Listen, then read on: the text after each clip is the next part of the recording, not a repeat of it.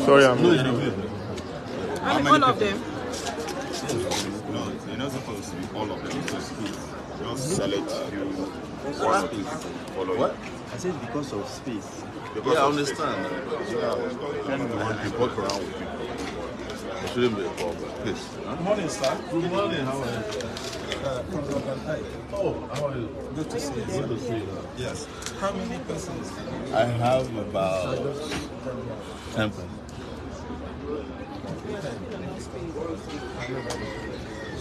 Let's go check inside. Commodore Shock. Good morning, sir. Like National Assembly. Give me 6 persons first. Okay. Take 6 first. When I go in and get first, I will take. All right. I will come with the Welcome, sir. So I've been greet the whole house. I be there 51 years old, but my life start very early. Because when I be there 10 years old, police enter my village, scatter the place. My papa enter on top roof like this. As he did there, the sweat within body, they come down. And the reason be say, they just have small fight for market. My village na Kiribo for SLDO, local government area of Ondo State. Now since that night, now I make decision as a 10-year-old say, I go, when I reach time, I go fight to ensure say this country get justice. Nigeria. No, get and as I dey go, secondary school, university, now so I dey enter from one problem to the other as you introduced earlier. But na good problem now they enter. The reason be say my own country, I won't make it good. It reached one point, I come out for this country, go abroad. I spent 20 years between 1999 and 2018 and 19. I come back because I don't see the rest of the world. Discover say no country, make I no lie, we better reach Nigeria for body. And I don't just enter America, I be they stay for the biggest city in the world, New York. I start business for there, what they call Sahara Reporter, a work. I dey happy, I get wife, I get children. But my life no settle the way I want make it be. Now I carry myself, come back Nigeria, say, this is my country where they look, say no work, I'll come back, come help correct them.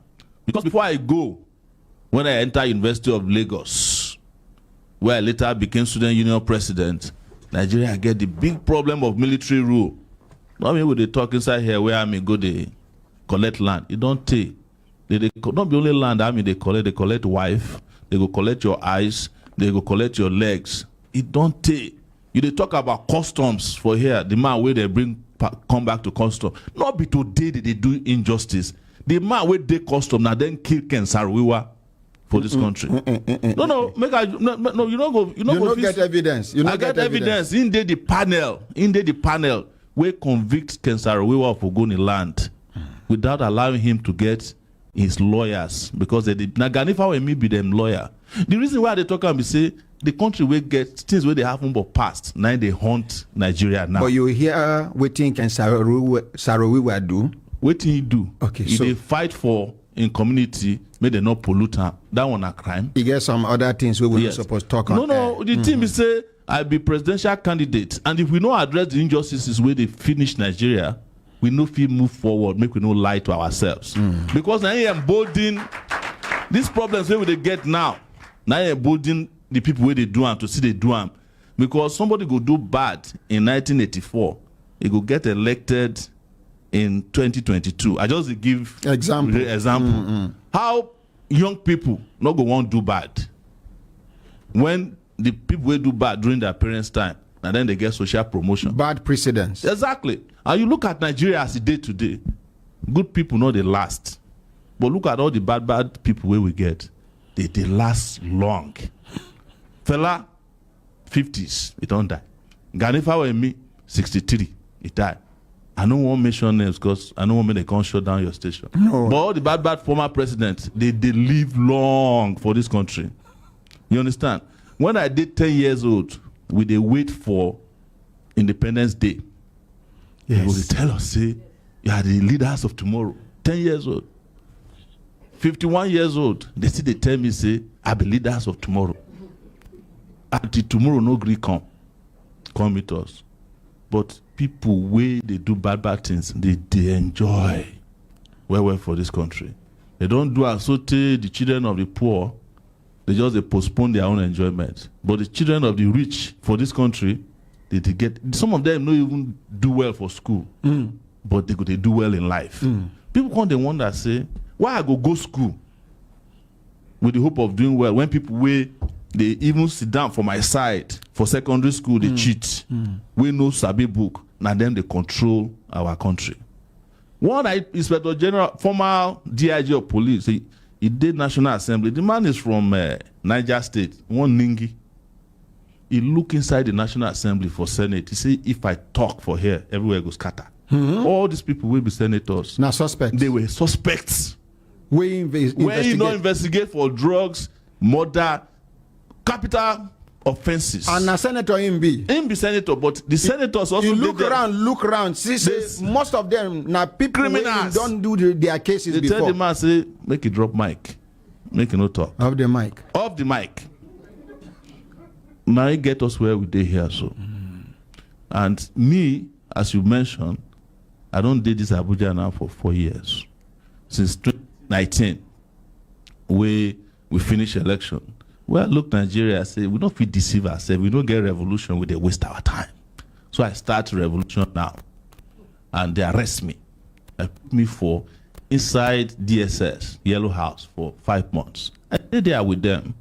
Every morning, they put me inside one cell. Now me alone, they there. They will bring me out for only 1 hour per day to carry food. I don't see sunshine for 5 months. But I can't tell them one thing, say, if you put me for here, but the idea we go liberate this country, you know, if you jail them. And the idea where we did today. They carry me go in front of judge. Judge say, for the first time in recent history, judge say, I know if you come up from this Abuja. The women will come up from us. They come from Local Goma. And they stay Local Goma too. And if you did this Abuja, if you don't stay some area, you not go see what they call suffering. The Kabusa where they talk about. See where they talk about the Peking where they say they're not caught in placenta. People where they chop placenta they for this country out of hunger. Not because they exaggerate. Yes. The particular part where they talk say parents not there anymore. This country, the young people where they this country today, now them they raise themselves, now them they raise their parents. Yes. And very true. That's the reason we say you they talk about children are raising themselves and raising their parents. Yes. Because of the level of deprivation with the country. It has never dawned on me. Have you asked yourself, all this you talk about your young girls, why their parents they look the other way? Because most of them are the ones feeding their parents. They are the ones buying them recharge cards.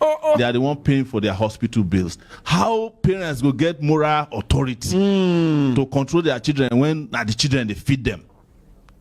Now them they pay house rent for them. They have lost that ability to parent, and Nigeria happened to them. So now it make me come here today. In fact, I suppose come here, come report all the people where they do bad things to me. But I won't come report the people where they do bad things to Nigerians. If you no, I'm not gonna mention names. Don't worry. Wait, if you want to report people who do bad I will apply things to you, no, we do bad thing to you. You are welcome, but you go do affidavit. Yeah, my own no need affidavit. You said no now. no, I know. My hand you know them now. You know them. But the truth be say, Nigeria don't reach point now where we say, like you mentioned before, it's either we turn around or we fall over. And I make people like me stand or sit in front of you today say, the mistake where we did make before, we no feel repeat time this time around. Because even mistakes get lifespan. If people they make the same mistake over and over again, God said no go they happy with them. You know, people they talk God well for Nigeria. They talk metaphorically. Say the God within Nigeria are different from the God with the other places. The prayer points for Nigeria are different from the prayer points for America, but they all did the same. They worship the same God. When I did Nigeria, my prayer now to not get malaria every Friday. When I reached America, I did not experience malaria for 20 years. When I did Nigeria, I see people go to pray on top transformer. When I reach America, I don't know where the transformer in my area Okay, is. then they pray, they bring transformer. Bring transformer or light. My own side of Ondo State has not experienced light. That's Ondo South for 13 years now. My own side of America, we had a major storm where we say the whole country scattered. The lights only went for 18 hours, even though there was a hurricane. People have never seen what they call hurricane in Nigeria now. The one way we they see for here where they pull roof, now wind. You know why we know if I see hurricane? Because we are not in a hurry. Yes. You know, but we did lucky. We have to admit that a country as small as this is blessed with milk and honey. But you get somebody where don't talk that joke before, say, when other countries for Africa, they complain to God, say, why you give Nigerians everything? God say, make this, wait, make you see the people where you go put there. The people where they here, now be the problem. Not be say, you mentioned before now, say, we no need all this one to go they borrow money for loan. Not true now. You they talk about Chinese, where take over land. But you know, remember the history of Nigeria. They don't create Nigeria for human beings. They create them as a business. Now, what in the Igbo people do with that? And when they come out, they can't put leaders. We go make sure that business continue. Nigeria just do like ShopRite when they bring into Nigeria. Do you know, say, people of South Africa, we bring ShopRite, they enjoy more wealth than Nigerians way they buy from ShopRite? Do you know about MTN? The amount of money MTN they take out of Nigeria every year past Nigeria budget. In one case, now $13 billion. Wait. When they carry money, come out. Wait. Money where MTN they make every year from Nigeria. It passed Nigerian budget. Yes. So, how much will they borrow from China? 4 billion. MTN they carry 13 billion in one transfer out of this country. I they tell you because you know, say I be investigative journalist, and I don't investigate plenty things. The things where I know for this country, if we sit down from now till tomorrow, you go they scared. But the people where they keep who go they scared? Well, when I say you go they scared, now the listeners and the people where they talk about, you know, because when they arrest me, the first thing when they ask me say, as we put you for here, Sahara reporters not go feel operate anymore. But they did surprise, say Sahara reporters was operating because I don't get hand as to the way they work. But them don't understand. Say the level way we did some of us, we don't pass analog leadership because the part of the things where they hold Nigeria down. We say the people of Nigeria they use computer. The leaders of Nigeria, they use radio where they turn the knob. In those days, you know those radio where they turn the knob. They see they use cassette. We don't they use MP3. And any country where the leaders they slower than the citizenry, no feel make progress. Problem day. And the reason why this conversation they necessary, we say, if we not change the team, we no feel win the game. It just be like this World Cup where they do now. We know if we carry Odegba may go represent Nigeria. No matter how good he be 70 years old. He used to be good. Yes, he cannot play with Ronaldo or against Ronaldo or Messi. So Nigeria, they like country we get Messi. Come they carry Odegbami, go to play for World Cup of 2022. Not be say are they insult Odegbami, but that is the way our country did. And for 2023, it be like say with a close eye again. I don't get problem with old people, but I get problem with old ideas. Because now old ideas they hold Nigeria down.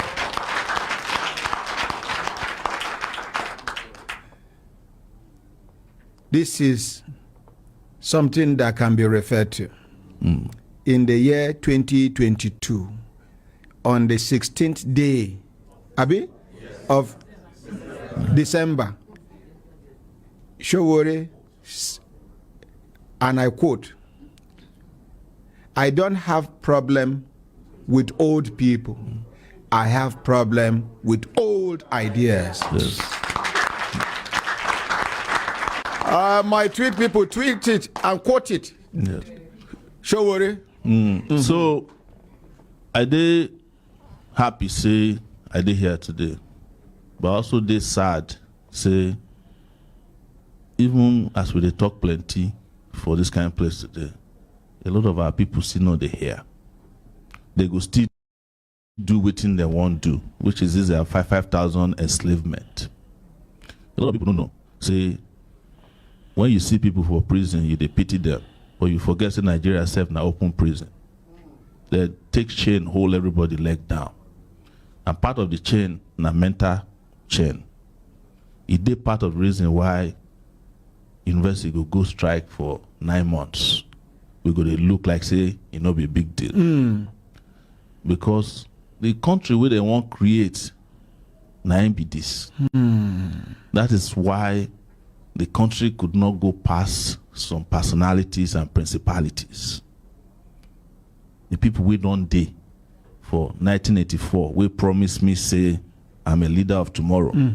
They come take that leadership from me in 2015. They take the leadership from me in 2019. When I did 23 years, 22 years old, I stand with Abiola like this. He win election. For this country, they annul the election. And we wake up, just they work out, they go like say nothing wrong with that system. That 1993. Now that time, we Nigeria supposed don't get a mobile phone. 1993. Yes. But they had to take the mobile phone technology to South Africa. Oh, now we suppose get them first before South Africa. Absolutely. Now, where you think say mobile phone won't go, not be place where population day. But 1993, there were only 50,000 landlines in Nigeria. But when mobile phone came around 1999, 2000, you don't know how many people get mobile phones. As of today, over 140 million people get mobile phones for Nigeria. And do you know that the mobile telephoning system is one of the things that's keeping Nigeria alive today? Because people, they use that device to survive. And if you look at the most prosperous companies around the world, they're in that line. The technology of communication, interaction, and engagement, now get the world. Oil companies, now they did the first 10 richest companies before. But look at today, the person who reach pass for the world, now the owner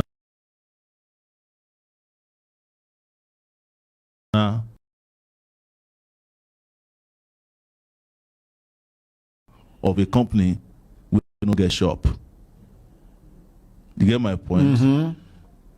The taxi system where they rule the world, the person will start Uber, Bolt, you know, get one single taxi. You know, they drive. Some of them don't even sabi drive, but they are ruling the world with ideas. But in Nigeria, we are killing ideas. Yes. So that the country will not make progress. I was telling you about me setting up Sahara in New York. The year where I carry Sahara enter, just part of it, enter Nigeria. Somebody, they wait for me for the gate to beat me up. Before I know I don't enter police station. I don't meet commissioner of police who tell me say I get petition. They accuse me of debt, that I'm trying to threaten somebody with debt based on stories on Sahara reporters. As I'm talking to you today, I get 2 criminal charges. One of them, treason, potentially life imprisonment. There's another one, cyberbullying. The cyberbullying one, we say, I did cyberbully Buhari. My lawyer, Femi Falana, contact say, now sabi this charge very well. Say, make no worry. May they push Sowore for jail. But they forget, say, for inside the cyberbullying allegation, Buhari himself must come to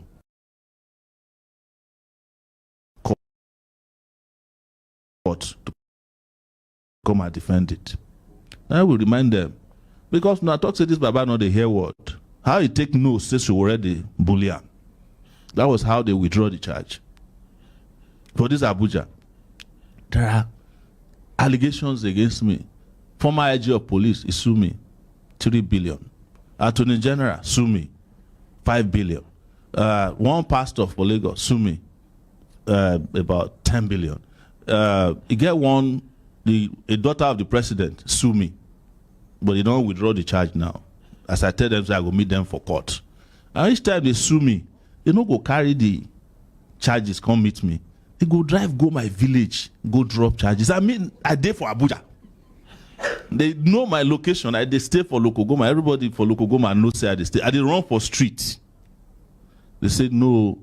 Now my village people go bring the charges back to me for Lagos. I said, but you restricted me to Abuja. You know where I am. The reason is that they are not interested in the charges. So as it is now, you cannot go out of Abuja. No, I've gotten the charge of not living, but they still hold on to my passport, so I cannot leave Nigeria. But the thing I like about being in Nigeria is that even if you leave Nigeria, Nigeria not go leave you. So even if you leave Nigeria, Nigeria not go leave you. So why not kuku stay for Nigeria? Yes. So if you travel abroad, you go to behave Nigeria. There's no, it's not, even if you don't behave Nigeria, you know, there's an aura about being a Nigerian, yes. And we must appreciate it. Like, you know, there was a South African activist, Julius Malema. Oh, yes. My hero! Let's appreciate Julius Malema.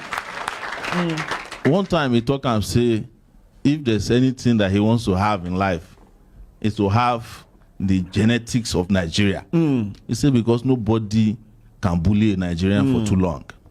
And you look at the history of Nigeria, look at all the leaders who have tried to extend their stay in power. They have always been disgraced. There's something about Nigeria that you can't get away for too long with bad things. But there's also something about Nigeria that we are too complacent.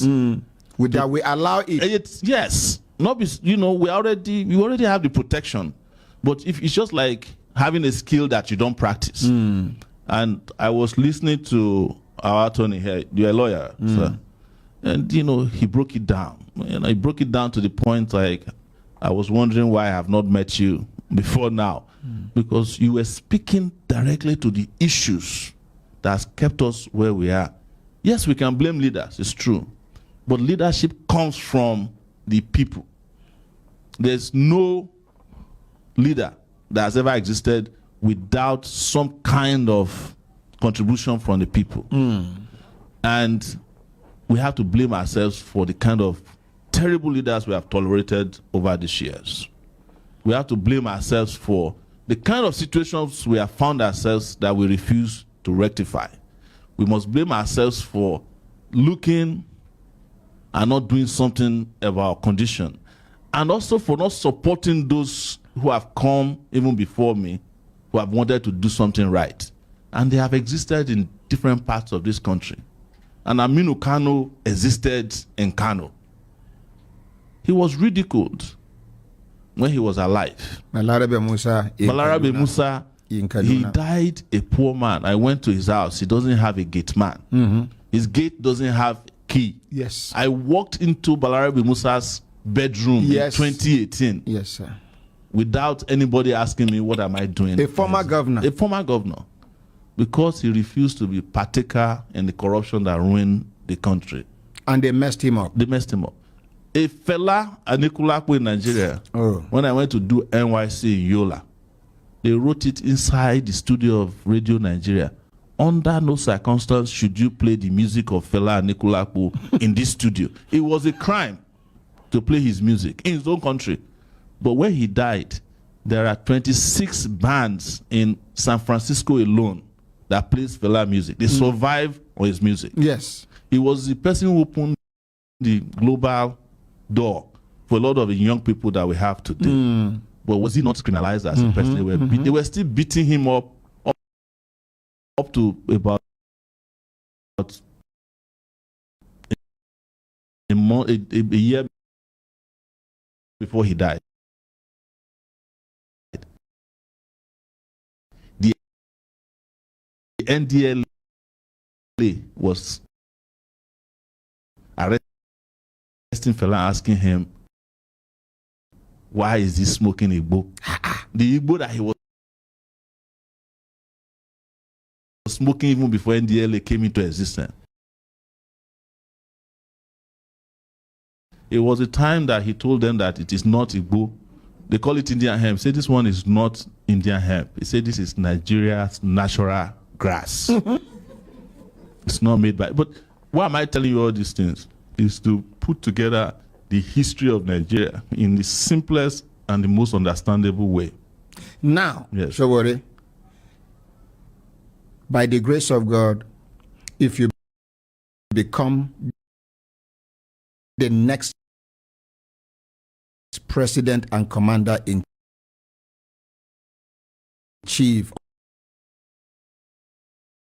of the Federal Republic of Nigeria, what are you going to do differently?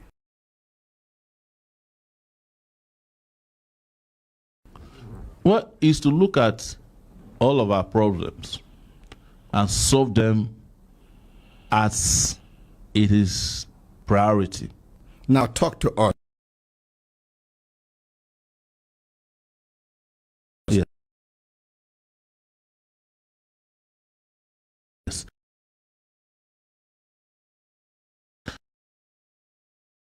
Tell us how you are going to solve them. Now, I categorize them into two. The first one, now the foundational problem of Nigeria. The foundational problems are how we were created and how we have interacted over these years. And the biggest of them is that Nigeria has not transited from a business to a nation. It is still a country. And how do you transit? Is ensuring that all the people of Nigeria are brought together to discuss a future that can bring unity, not to create another agency of government to unite people, and have a constitution that guarantees all this in writing, and let Nigeria move forward based on the desire and interests of all the people who make up Nigeria today. You cannot use Koboko to unite Nigeria. We have tried it through war against the discipline. It didn't work. We have tried it through Green Revolution. It did not work. The only thing that can unite Nigeria is justice. And that's a foundational problem that must be solved, with which our party intends to create a new constitution for Nigeria. What is the name of your party? It is the African Action Congress, which is a party I founded alongside interested, similar mind young people in 2018. Before I was eventually arrested, locked up. The party was even taken away from us, but we got justice in the Court of Appeal, and we are back in control of our political party. And I hope our people are hearing the name of the party. It's called AAC. We make sure that it has no similarity or the name doesn't sound like the parties that are within Nigeria. That's number one. The second aspect is the one that has to do with living a life of decency. And in this regard, we have set up over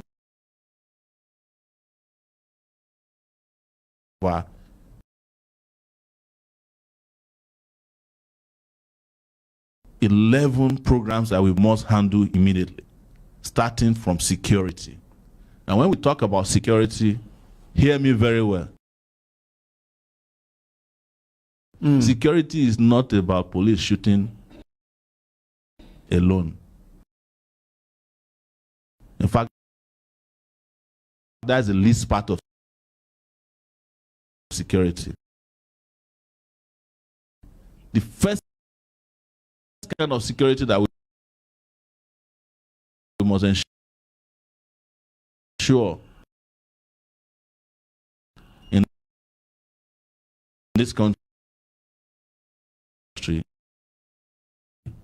is the one you mentioned. You are going to pay pensions of people who have been working for 45 years. It is not your job.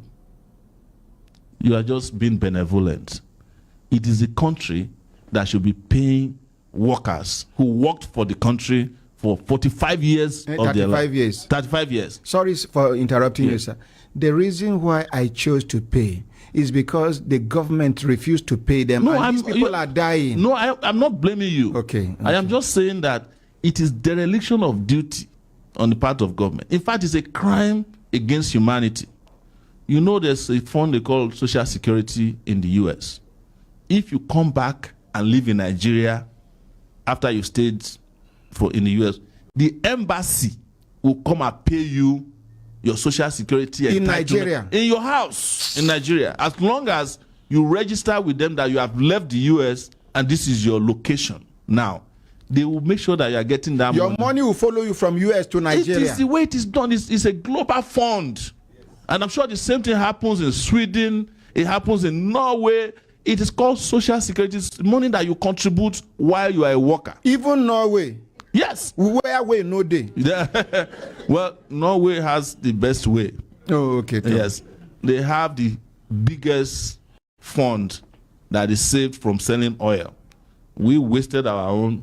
They made their own one of the biggest funds in the world. Every Norwegian in the world has a certain amount of money that belongs to him that he knows. The government has allocated it from the general wealth of the country. So you know your money. It's your money, and it's allocated to you that this is what you are worth being a citizen or being a Norwegian. And it came from the same oil that we sold and frittered away. The same thing, they pay their students who go to school $1,000 a month for going to school, for going to higher institutions. Some of them, after they have finished their school, they refuse to graduate because of the money. Who go graduate? Yes. There are prisons are better than our homes.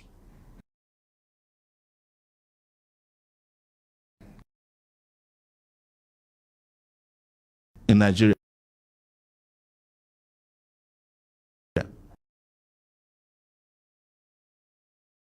Some of the houses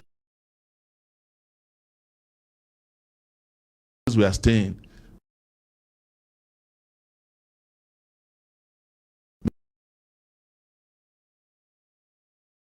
because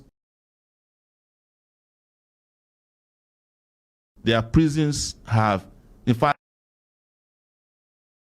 they give them the key to their prisons. Sometimes the prisoners can go on a weekend and still come back to prison. They pay them to go to yes. You can check this out. Depending on the gravity of the offense. They don't see prison as a place to punish people. It's a correctional center. But the correctional information on our own prison system is an anomaly. I go to prison on a regular basis, and I know there's nothing correctional there. You were mentioning Abattoir. It's a police station that I was detained in 2 years ago. The people died there on a weekly basis, at least an average of 4 people until NSAS. It was then that they decongested the place. I have heard now that the place is congested again. Yes. You go to prison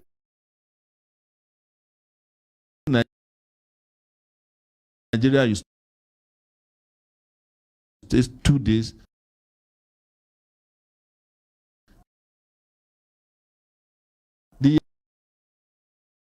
The amount of crop where you go carry come out, you know, go fit care around for 6 months. Our prisons here, Kujeo, Tulejao, all these prisons in Nigeria. But guess what? The Nigerian government claims that they feed every prisoner 14,000 naira per day. That is what they collect from the budget. This Nigeria for you. So to go back to our programs, electricity now number 2.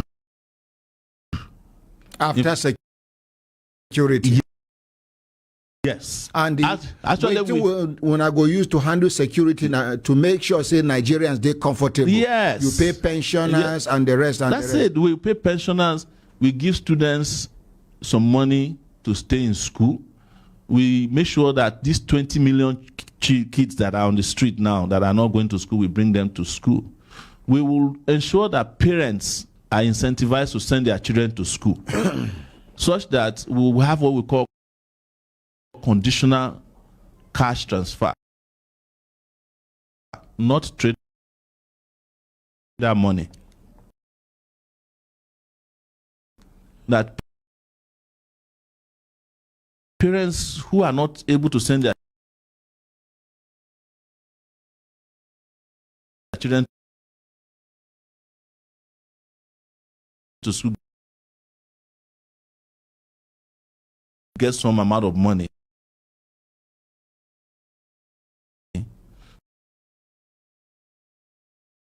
to make them be incentivized to send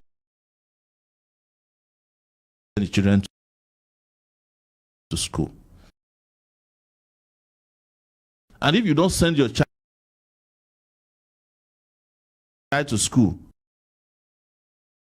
after you have been incentivized, then we have a problem with you.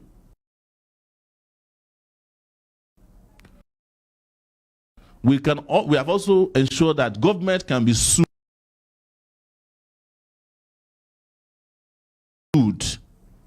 if they don't provide certain amenities and facilities and opportunities for young people. So people can sue government? Yes. Because the problem with Nigeria's constitution now is that there's a chapter 2 and a chapter 4. Our barristers know about it. But the problem, the chapter 2 guarantees that you have all these social, what we call economic, social, and cultural rights. But the problem with that chapter, barrister will also tell you about is that it's not enforceable. You can't go to court and say that government did not find housing for me. You understand? Whereas there are countries in the world that if you are driving on a bad road and your tire burst, you can sue the council, the people running that road, for endangering your life, and you will be adequately compensated by a judge. The only thing the judge does for you in Nigeria is to send you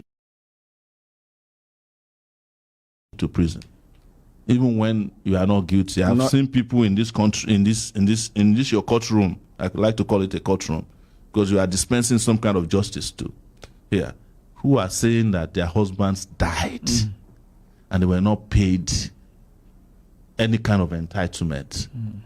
It's a crime. But not all judges in Nigeria, please. Well, you know, see, we are not talking about judges, we are talking about justice. Yeah, these are two different things. Yes, but you know, a judge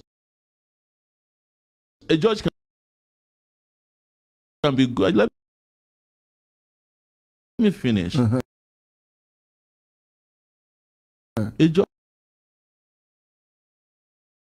can be upright. But the justice system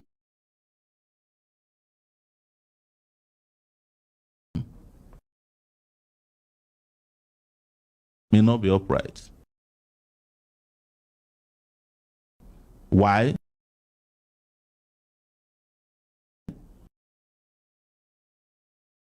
A judge can say to you, Sowore is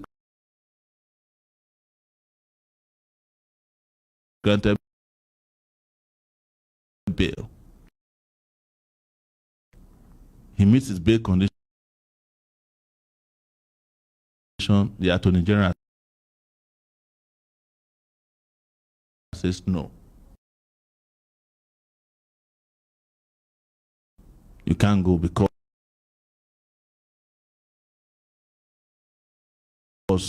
we don't want him to go home. That's not justice.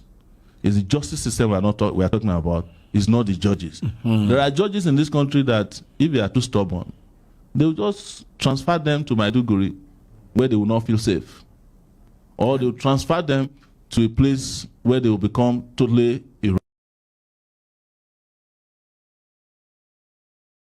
irrelevant, because they see them as trying to challenge the system. So it's not enough to have courageous justices. Judges. You need a system of government that delivers justice. Are you getting my point? Yes, sir. And I can say to you, having been in front of a lot of judges in this Abuja in particular, and judges that I had been having interactions with, even when I was in the University of Lagos, when I was expelled. We went before a judge. His name is Justice Kensington. He told us that, look, I know you guys are right, but I cannot restore you back to the university because you are challenging the person he called Kabiesi. That was how he called Babangida at that time. So you cannot challenge my boss. That's a judge who is not interested in justice. And you should ask yourself, if you are a stubborn judge, you will never get promoted. And it's part of how the system works. If you are a good judge, they don't let you go to the Court of Appeal. If you are a good judge and you are challenging the system. So you remain where you are. You remain where you are until you are frustrated out of the system. Yesterday, I went to Asaba. I got to the airport, and some airline person was greeting me, and I said, how many places do you have flights to? He said, yes, we're doing well, but we couldn't get to be flying into Makurdi. And I said, why? He said, the governor of that state is not in good terms with the president.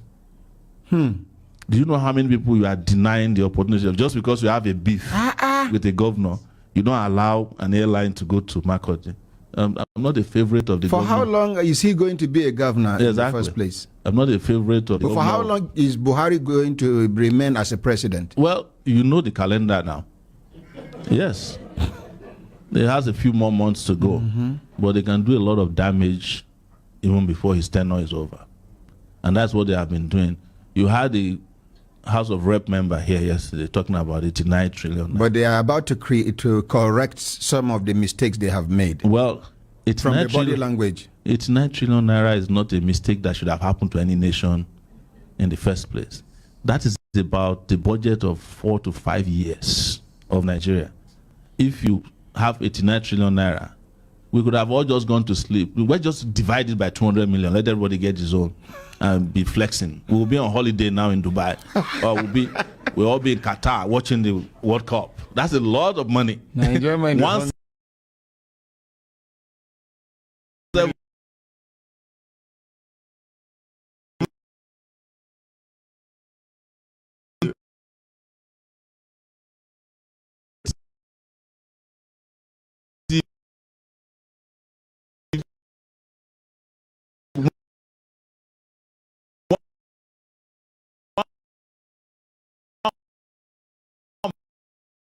billion is a lot of money if we divide it by everybody. Just collect your own, go on vacation. When it finishes, come and collect more.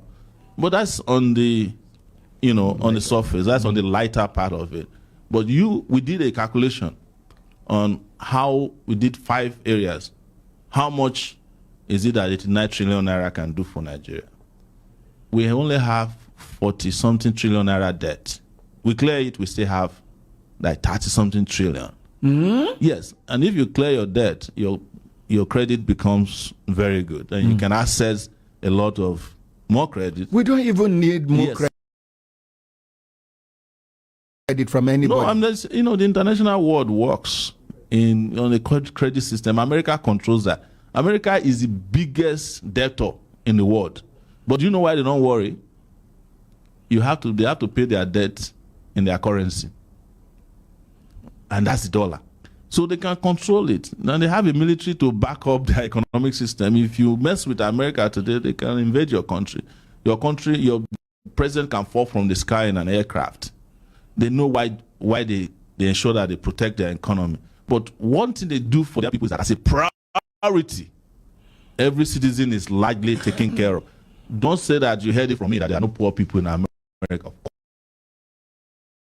course, there are a lot of poor people.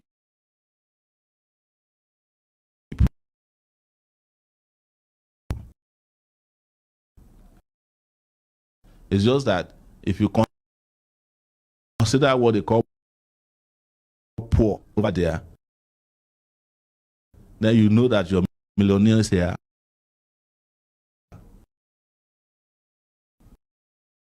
are poor people.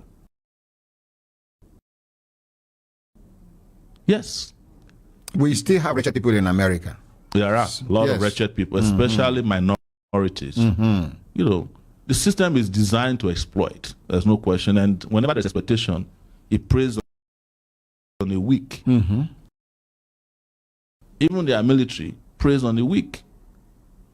No serious America that is doing well will go and join the American military to go and die because they came to live a good life. But the poor people will join and they will tell them that they are protecting their country. They will tell them that they will get scholarship if they come back from war. But they are not likely to come back from war the same way they left to go to war. Because apart from people dying, war has other implications. No leg, no hand. No, even when you have leg and problem, the mental problem part is the biggest, and that's why you see that our country also has that similarity. It's as if we have been at war. There's a lot of people that have mental issues, a lot of people have physical issues, a lot of people have psychosocial issues in our country because the country traumatizes you. So to come back again to our manifesto,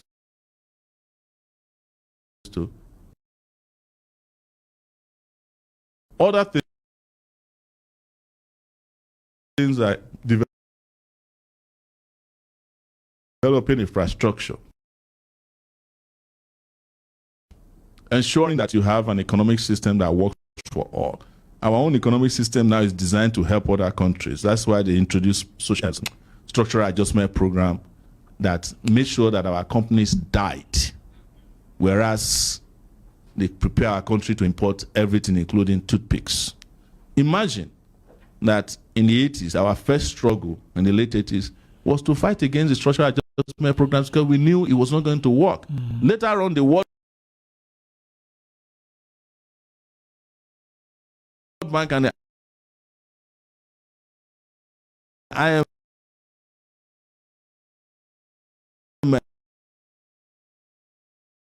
admitted that their economic prescriptions did not work for Nigeria. That they should have allowed Nigeria to invest in education, in particular, invest in social welfare.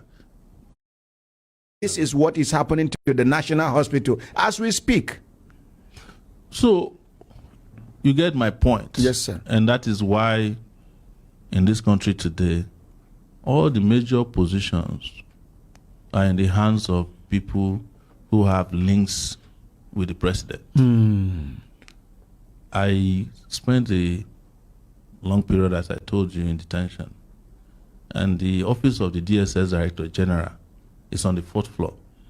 They detained me on the 5th floor, right on top of his office, because I was his guest, according to them. If you don't speak Hausa, you cannot walk on the 4th floor. You are hearing it from me. That's how nepotistic that office. So it rendered some of their best brains useless. Are you getting my point?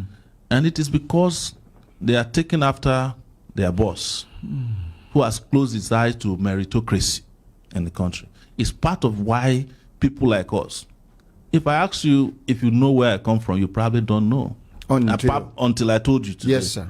You don't know my tribe because I'm not here to display tribe. And we didn't even ask you. We don't care. Exactly. And we shouldn't care. If Nigeria is going to work, give people who have capacity to run the country, not people who come from your village. Nigeria is not your village.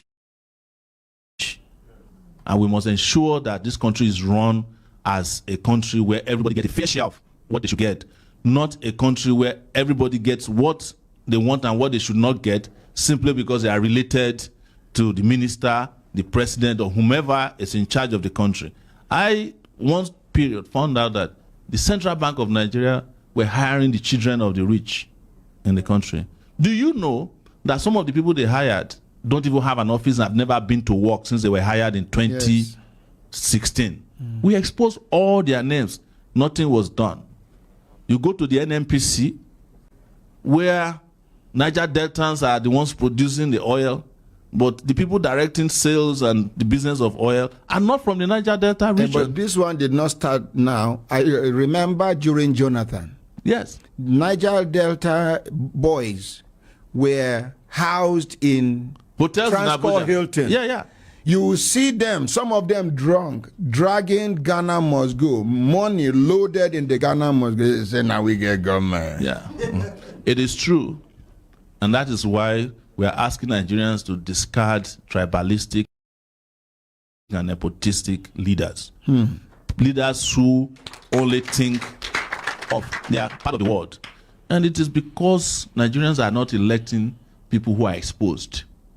Sometimes people mistake schooling for education. Strict Yes. knowledge. Schooling is for people who want to get literate.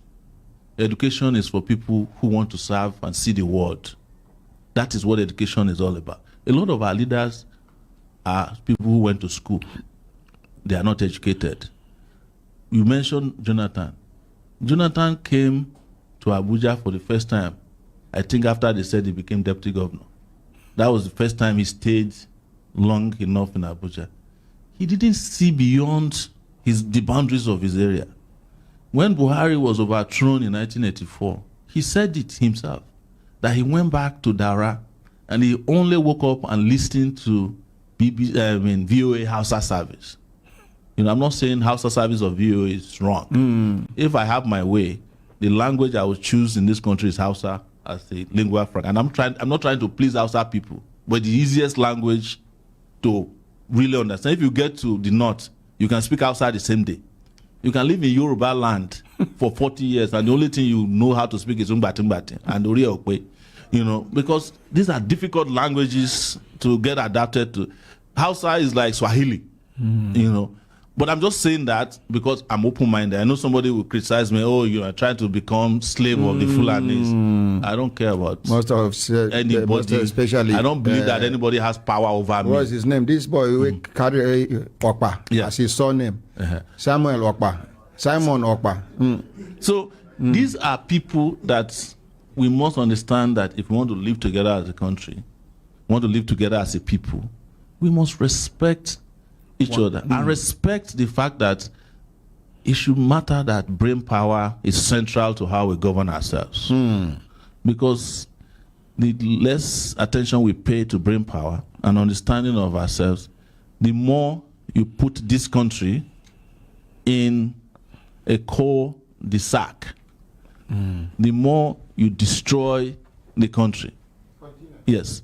The more you don't allow the country to make the progress it should make. And we are all suffering that today. We have a lady in this house today, Barrister Natasha Akpoti Uduaga. I used to know her before she got married. And brilliant woman.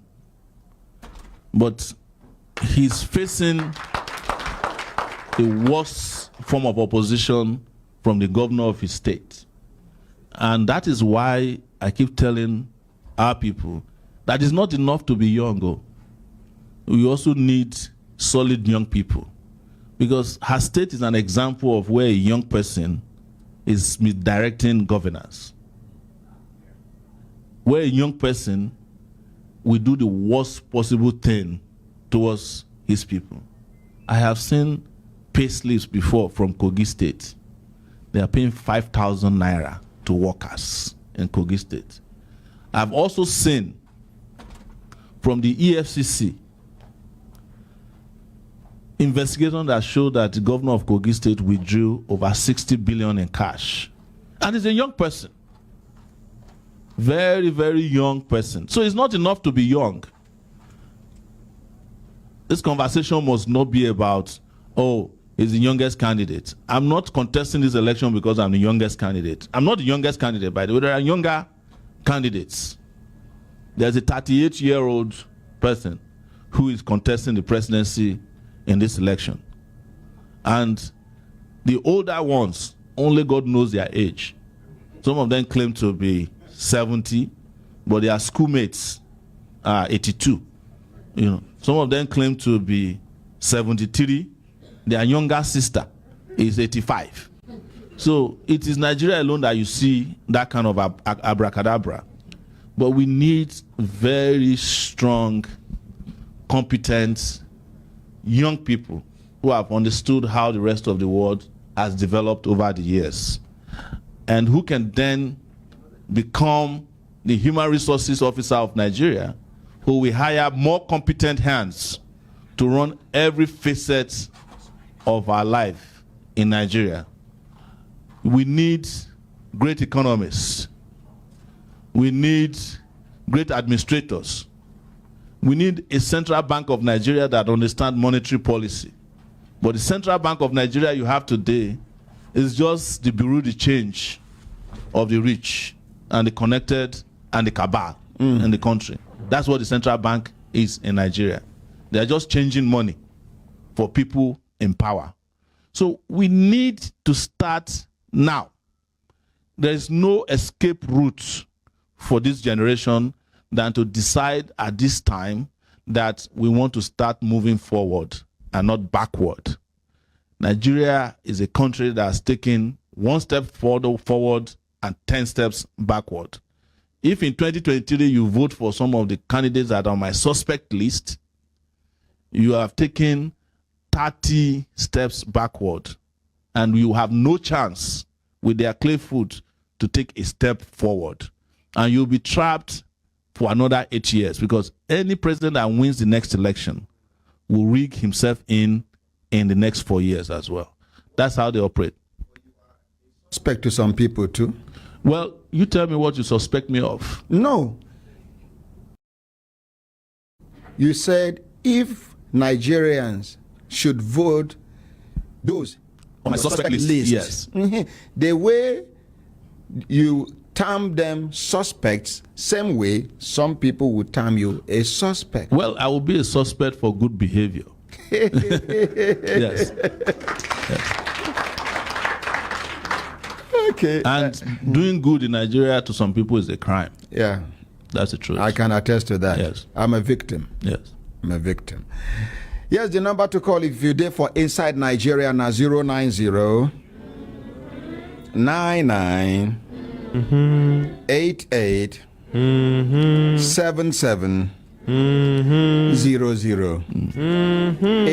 the number to call if you there for inside Nigeria.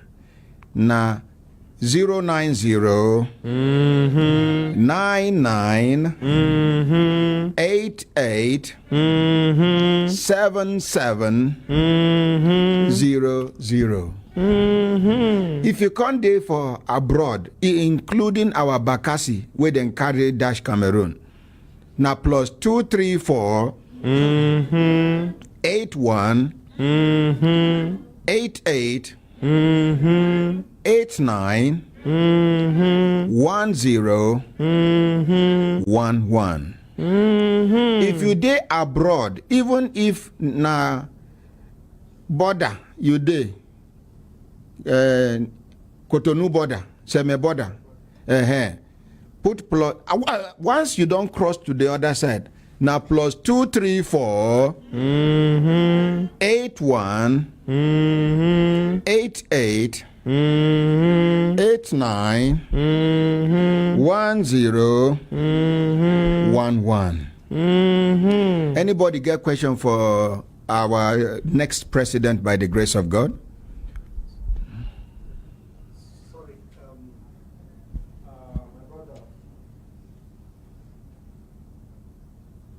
Okay, I just want to make a quick correction.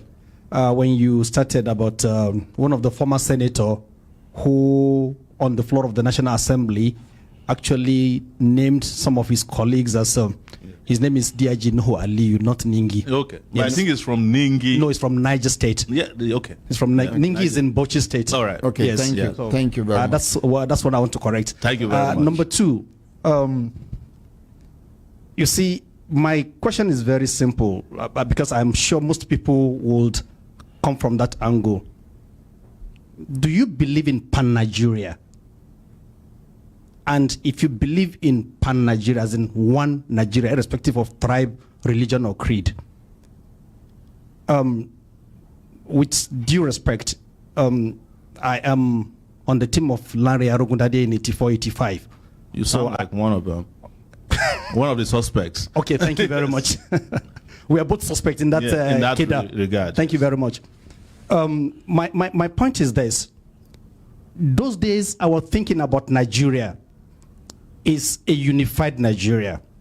What are you doing different from others that will go back to where we are coming from? That relationship we had as brothers and sisters, regardless of your tribe or creed. The unionism we found that we were part of those days was nationalistic. Yes. How come today we are more divided than where we're coming from? What are you doing different, even in terms of carrying along other Nigerians from other parts in your campaign, in such a way that perchance you are the president of this country, you see Nigeria as one entity? That's my question.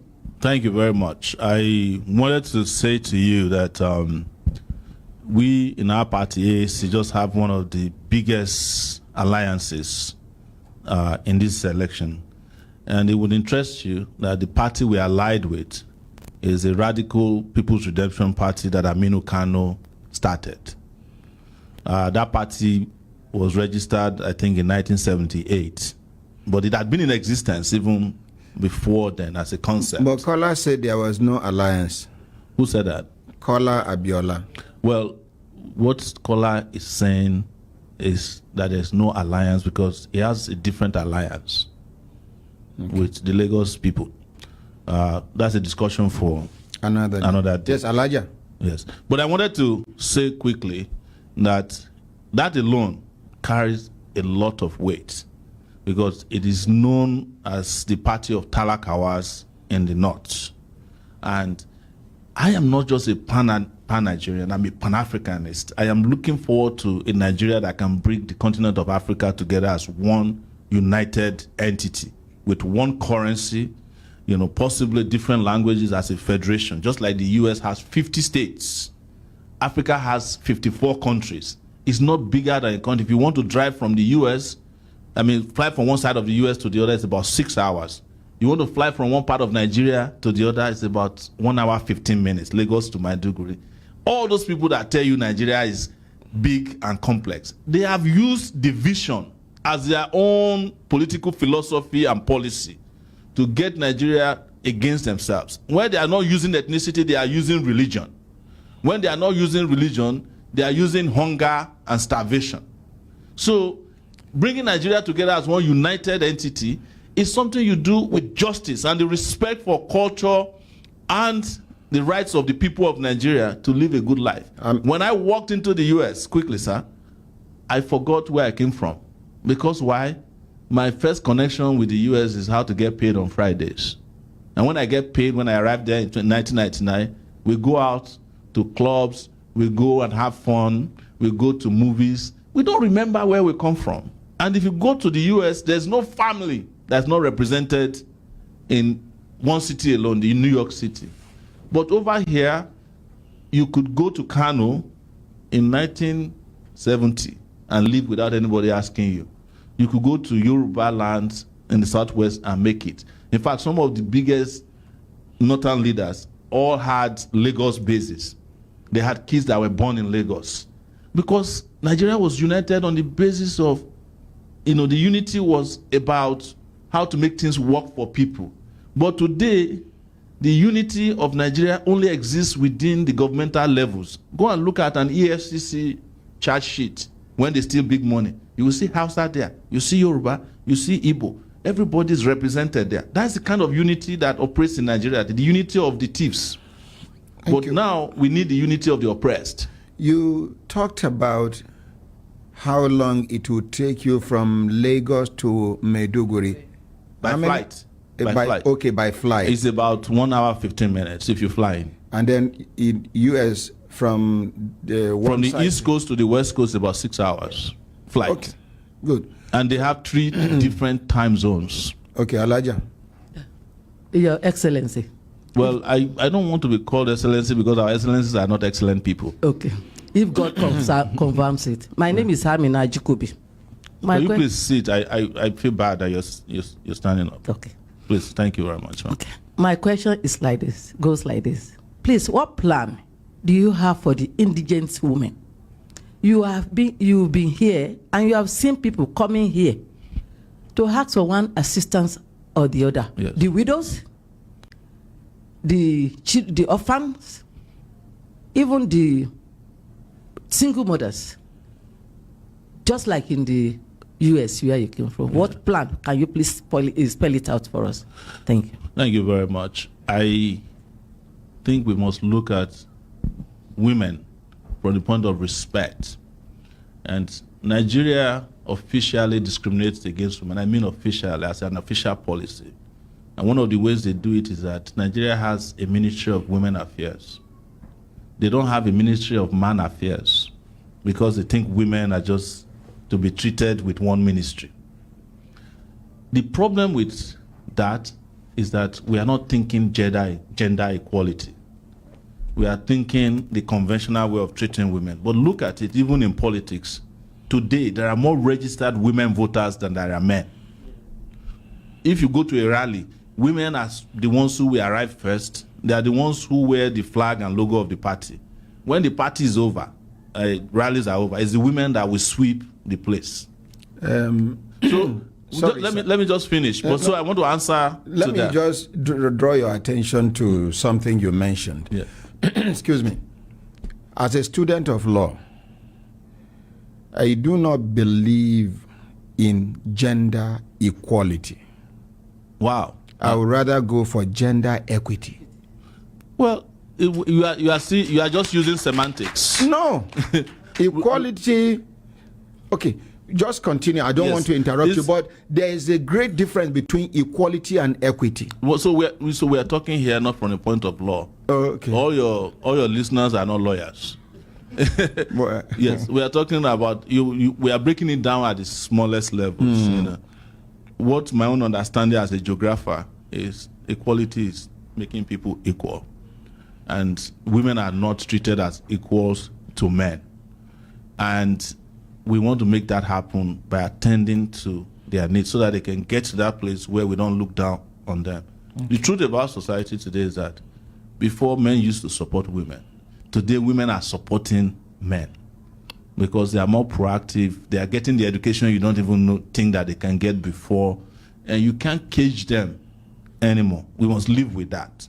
So, but she's asking about what are the welfare programs we have for the disadvantaged in the country. And I must tell you, the best way to treat our citizens is to see everybody as disadvantaged, but of different categories, of course. And widows. Yes. Widows, single mothers, people with disabilities are special cases. And what we are planning to do when we come into office in 2023 is to set up funds that people can access, that we make them have support within the system. It's part of what we want to create is a welfare state. They will argue that it's too expensive for you to create a welfare state, because the question they ask me all the time is, where would you get the money from? But why don't we ask where the Accountant General of the Federation got $150 billion from? The EFCC proudly announced this month, Naira. It could be dollars too. You don't know how much this guy steal.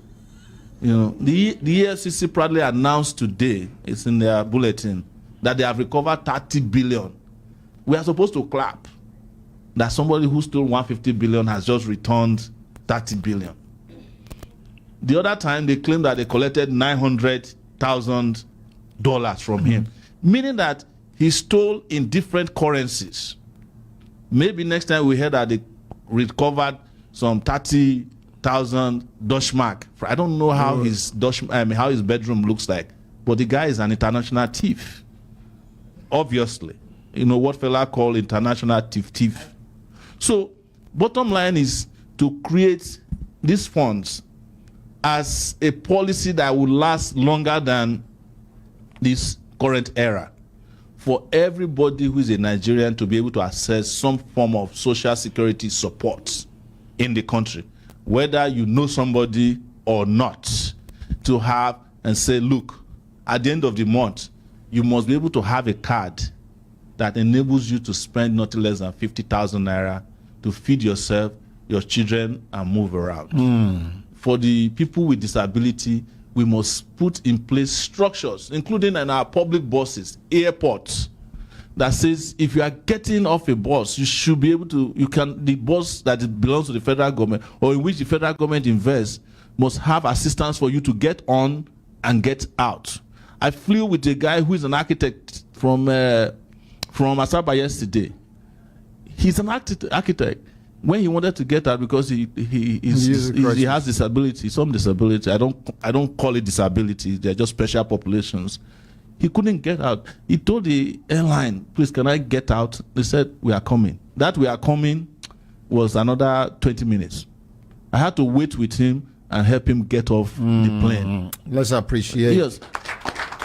Maybe it was because you stood your ground that even made them attend to him within that 20 minutes. They did not attend to him. Get my point. I was the one who assisted him by walking behind him to make sure he doesn't tip over, because he's using two crutches, and there is no assistance. Which airline is this? It's the Airpeace. I'm mentioning it here. They don't have any form of assistance for persons with disability to get on or off the plane. They are supposed to have a special disembarkment for those citizens, and it is motorized. They will just sit and they will go down. If it's in the US and other places, nobody can get off that plane until that person is out first. Yes. That's how to give respect to people, this special population, because I don't like to call them disabled people. The so-called disabled people in Nigeria are the ones who have been winning gold for us at the Olympics. Yes. The able-bodied people, they don't win nothing. But when they come out, we give them no respect. And the country must have policies that work for them, but not just policies on paper, but policies that are implemented. Widows, people that have all kinds of disadvantages in our society, whether they are able-bodied or not, ought to have a standing social security policy. I want to announce here that when I got to the US, I got admission into one of the most expensive universities in the US, Columbia University. I did not tell my parents because they will ask me what is wrong with me attending a university that I know I cannot afford. I attended the University of Lagos. It was 40 naira school fees. My parents could not afford it in 1989. But when I got there, the day I got there, they gave me a number of paperwork to fill. By evening, I had more than enough money. Ma'am. By evening, I had more than enough money, not only to pay my school fees through combination of loans and grants, I had enough money to rent a house, and if I wanted a car, I could buy from the assistance offered by a government that is not even the government of my country. But when I was in Nigeria, my country was busy expelling me from the university for fighting against military rule. He knows about this. I spent 6 years at the University of Lagos, expelled twice because we're fighting Babangida and later on Abacha. Nobody expelled me in the US. I spent 2 years and none of the lecturers went on strike while I was there. After that, I was enrolled into the food stamp system. What the food stamp is like your credit card. They have already placed money in it at the end of the month. You walk into any restaurant and use it to buy food. I have what they call the Medicaid system. It is a card also that if I'm sick, I go to the hospital, they will treat me for free, regardless of what is wrong with me. In Nigeria, do we have any of those things? We don't. But the system has become a welfare system for the rich. Those who own big companies, the so-called rich people in Nigeria, they get 16 trillion naira of waivers. They have tax breaks. They don't even pay taxes anyways because they're only using connection. And some of them that claim to be the richest people on the continent of Africa, if an ordinary goat has access to the kind of connection and funding that they get from the government, he will become a billionaire too. That's the truth. I think you have a question. Yes. My name is Innocent Igwebike Oji. My question is this. Nigeria border is so porous that everything comes in and everything goes. What will you do if you become the president of the Federal Republic of Nigeria to control the borders? No, we are going to. Who is the secretary here? Write down the questions. We're going to take like 4, 5, 6 questions. Right. Then he, yes. Hello, good morning. Yeah, good morning, Madam President, sir. Nahumi Anamdevanoso. My name is Barrister Adebowale Tinubu, sir. Barrister Adebowale Tinubu, the international lawyer, aka the master planner, aka the man with the reconnect children with their papa give their mama belle for Nigeria, can't run abroad. AKA the man with the teacher Nigerian political magomago for Ekiti State. Good morning. Good morning, Madam President, sir.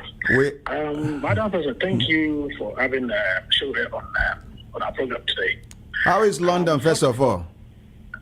Yeah, London is cold today. It's -2 degrees today. -2? It's cold. Yes, sir. When our own would reach our own. Now our own are plus something. But I would like to bring it back to our one of our cases that we did, and I would like to show appreciation to Sowore on that case. You remember Richard Closer case? Yes. Richard Closer, because the German man that Zamfara State Governor refused to pay his money. Did Sowore take the story? Yeah, I went to Sowore, and when I went to Sowore, I discussed with him online. Sowore was thinking then that I collected money from the man for him to publish his story. But after some questions, he now believe that I did not take anything from the man, but he did help us to publish his story, which I will say a big thank you. Let's appreciate Sowore. Then number 2, my question goes this way. I want to ask Sowore, does he believe in Nigeria? And number 3, Sowore, you believe in Nigeria, you want to rule Nigeria. Have you forgotten? One of these days, you were going around defacing the government property by writing graffiti on all some part of the government property. So if you are doing this, that means you do not believe in Nigeria and you want to rule Nigeria. So if you want to rule Nigeria, must you be doing all these things, even all the rallying and all those things, as you want to rule Nigeria? Do you think that it is proper for you to be involved in this kind of things in Nigeria? That is my question. Thank you, sir. Well, okay, thank you. But I can even answer one of the questions for him, even he will not be comfortable with the answer. Sowore is a Nigerian and he has the right to show his grievances. He did not destroy any government property. He wrote something on them, and then they can go and clean what he wrote. Simple. Even in the U.S., we... Hello, good morning. Good morning. Good morning, sir. Yeah, what team be your name? Where you ever know from? My name is Madam Hannah, Governor of Andamogo Foundation. Andamogo Charitable Organization in Nigeria. Where? And Andamogo Charity. Where are you calling from? I'm calling from Colorado. You are calling from Colorado? Yes, sir. Okay, so I hear you.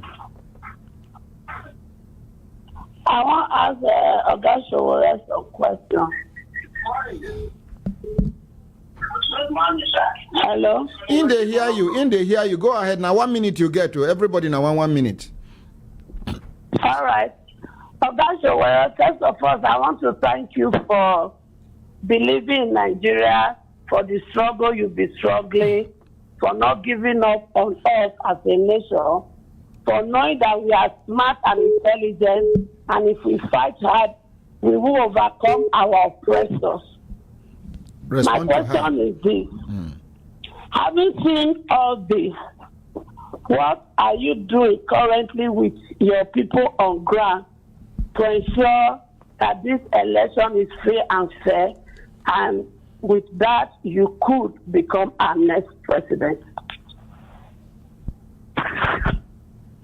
Okay, thank you very much, man. Thank you. You have jotted down the question. Hello, good morning from Colorado. Hi. Good morning. My name is Ufola. From where? From Germany. Okay, good morning. Yeah, good morning. Yeah, okay. Good morning. I have questions to ask. You are talking off the mic. Yeah? You are talking off the mic. Position the phone. Yes, I can hear you now. Okay, sorry. So I'm calling from Germany because I'm just watching, and I want to ask a question about children. What is it going to do for the children? Because a lot of children are out there. So even I keep on asking myself, because I travel to Nigeria and see, like here we have child benefits, whereby they give to parents to take care of their kids, even though their parents are working. So my concern goes on kids, children, because you will see these politicians coming to Europe. I keep on asking, when they are coming down from the aeroplane, or what will I say, do they close their eyes when they are coming down to the country? Because everything is organized, everything is being fixed. You will see a kid going to school. Do you know that in the north, when the children want to write SSC, they don't pay. But in the south now, the southern people used to pay SSC, GC, but in the north, the government pays for them. So all these things, they should stop it. Not because all northern states. Not all northern states. Because, sorry. Not all northern states. Not all northern states, ma. Okay. So my concern is about the children, because when you check, some parents, some children, their parents used to sell maybe fish, hawk, and the money is too much, 40-something, 50,000 to write just SSC. Okay. Here in Europe, you don't pay nothing. Thank you. Thank you very much. The child that goes to school will finish. Thank you very much. Thank you. Hello, good morning. Good morning. Good morning. Waiting be your name, where you develop from, waiting be your contributor, 1 minute. Oh, no. What is your name, please? My name is Ebola. I'm calling from Sweden. Who am I speaking with? Is this ordinary president? Well done, sir. Amen. Will they hear you? He just called to do hembelembe. Hello, good morning. Hello, good morning, sir. The ordinary president. Good morning, sir. Yes, waiting be your name, Vano. Yeah, good morning, sir. I'm calling from Germany. My name is Monday. I call from Germany. Monday from Germany. Oh, well, sir. Good morning, sir. Thank you for your good work. So my question to our brother, our father, because you know me, my father, and our great leader. So my question to him is, what is supposed? I want to ask this question. What will he do concerning the identity card? Because all the country, even Senegal, they have, all the citizens have identity cards. Yes. What will he do concerning that to him? Is that important or not? That is what I want to ask. Thank you. Sir. Thank you. Thank you very much. Should we take more, sir? Maybe one more. Okay, one more. Hello, good morning. Hello, good morning. Hello, good morning. Waiting be your name. Where are you Devano from? My name is Ifeanyi Adevano from this day. I produce. Ifeanyi. Waiting be your contributor. First of all, I want to greet you, Oga. I really like this process. Where I follow this program, God changed my life. I really like the work of God where God used you for. Okay. The way you touchlight these people, I like them. May God give you the wisdom and strength to make us. How can I put it? Make us to achieve what we need to achieve from this world. Amen. Thank that you. That is all I have to say Thank for you. now. Thank you very much. Thank you. Yes, Yes. make you answer this one before we take more. Yeah. The first person who called, you've answered him. I have spent a good chunk of my life. And a word of caution, please. Restrain yourself from using some kind of vulgar words like thief and the rest, please. You know, say, if you live in a country where they don't thief everything where you get, including even your destiny, you should not be afraid to say it. But here, I'm just saying, because we have an obligation here. I know, but I just tell you, say we don't tire. We don't tire. They don't push us enter wall. We don't enter the wall. Come on the other side. They still get bumboro. They wait for the hole. Anyway, I get your point. Thank you. So the person who asks about belief in Nigeria and graffiti, I can't believe that the person is in London, where is the home of protest. As we are talking now in this code, people are protesting that it's not cold enough. That's how some of them they do. They protest about things that are not even relevant. I've been go one US university 1 year. I just come up from Nigeria as a student leader. They like fight for here. They talk to them. Their problem different from what they talk about. They were talking about how to change the bulb in their university to energy friendly bulb. You know. Now that's what they are fighting for. And you no get light. And I come from country we no get light. If we get light, what it concern bulb as of 1999. But now you realize people have relevant reasons why they protest. And they go carry graffiti put everywhere. In fact, in the UK recently, they were trying to make laws to restrict people from blocking roads during protests. So to just say graffiti for somebody where they express himself, I hope say we go talk. Me and him go to get my number. I go wire up some free advice, not be beaten. And there was a lady that called from Colorado, said, "What are we doing to make the election free and fair?" This is very important, because until elections are free and fair, good people can't win election. Free, fair, and credible. Good people cannot win election in Nigeria. That's the truth. But I think the solution is electronic voting. And I'm surprised that we are still stuck in the past. Brazil just had an election recently. And by 12 noon, they had a TV station devoted to the counting of the vote. As we are voting, it's showing on the TV screen. By 12 noon, everybody knew who the winner of the election was. And you didn't need to travel from Abuja to Enugu to vote. Somebody share me, Google the year Brazil got its independence. Yes. No, Nigeria was doing better than Brazil in the 70s. Don't worry. I know the point I'm trying to make. Just continue. So free and fair election will be guaranteed with technology. India has over 1.something billion citizens. They vote in elections, and the elections are counted. People rarely go to court because the process is transparent. You get my point? So the way our election processes are situated is very complicated for people to look at the number of polling agents a political party or candidate need. 176,000 polling units. If you are paying, you do the calculation. If you are paying your polling agents just to buy water, 1,000, tell me the amount of money it will cost a political party or candidate. Whereas with technology, you don't need polling agents. You stay in your house, you vote. If we can do financial transactions on our phone, why can't we vote with our devices? And these things are counted immediately, and we know the results. And you don't have to be intimidated, because a lot of people in Nigeria who don't vote are afraid of going to the polling units. They have become death centers or injury centers.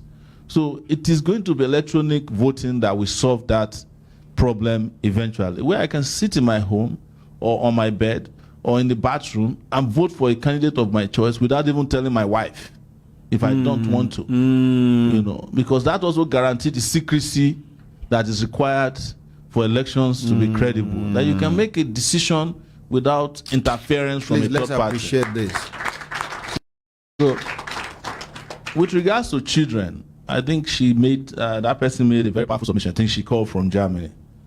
The solution is to guarantee our kids free education. And it has been said that if you fear free education, the cost of ignorance, you go feel them. All these 20 million children, where they beg them now, may they sponsor go school for free, where they're not here. If they not disturb them in 10 years' time, they not will let their children rest in 20 years' time. Because 20 million children will not go school.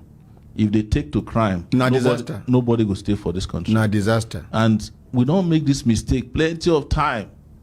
When I've been a grow up, now free education I get from southwestern part of Nigeria. Now make me sit down in front of you today. Otherwise, maybe na palm wine I go to tap for Ondo State. I don't know, but it's true.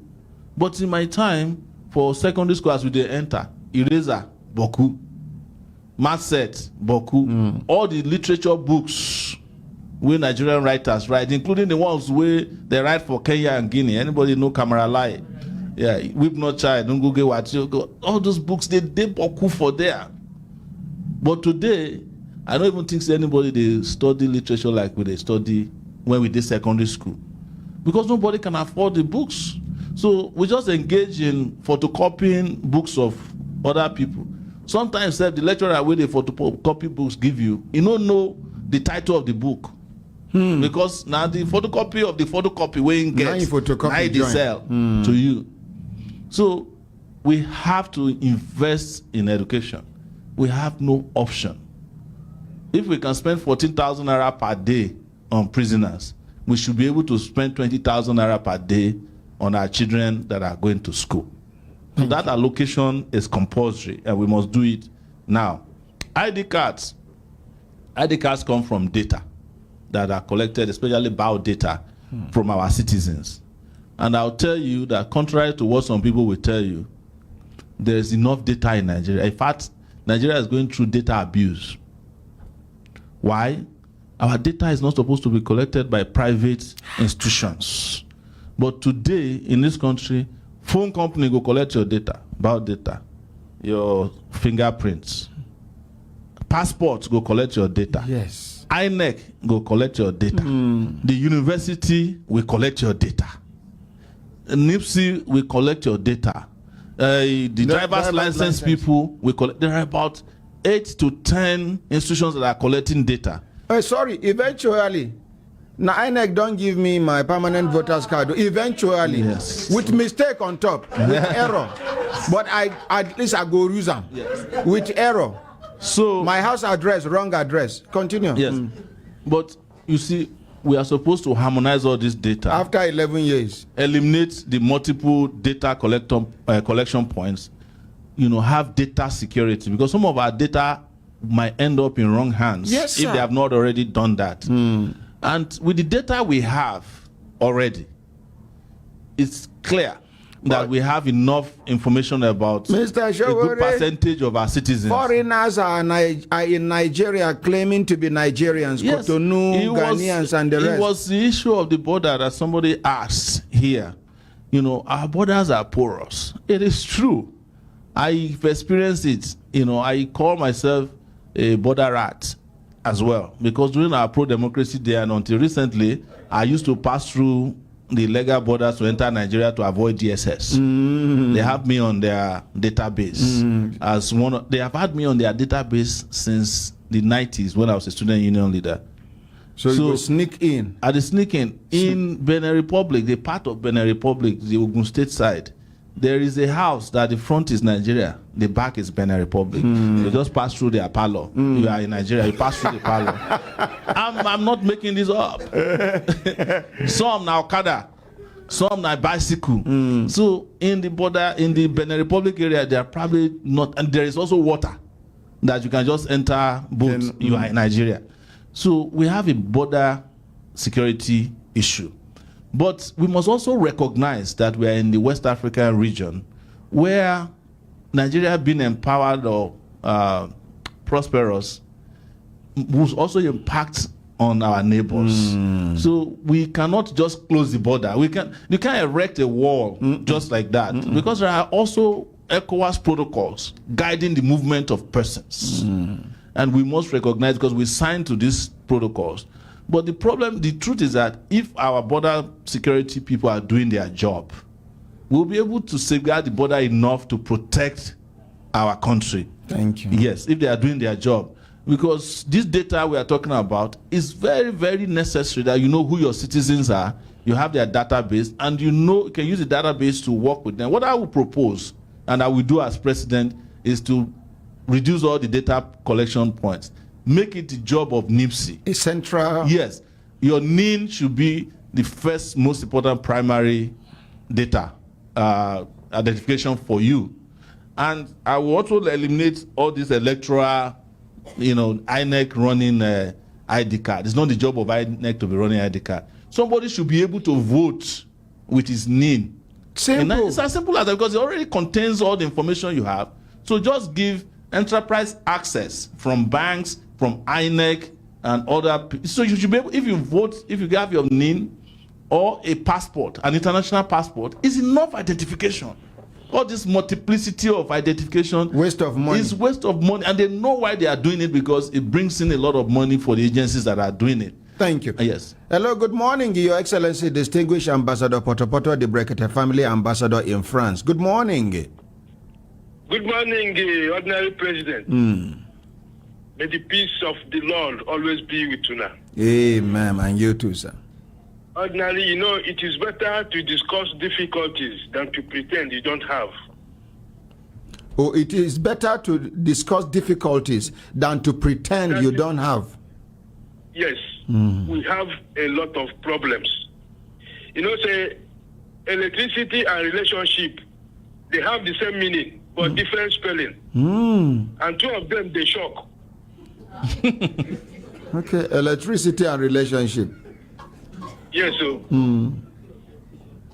How then take the shock? See, you don't say it's a shock.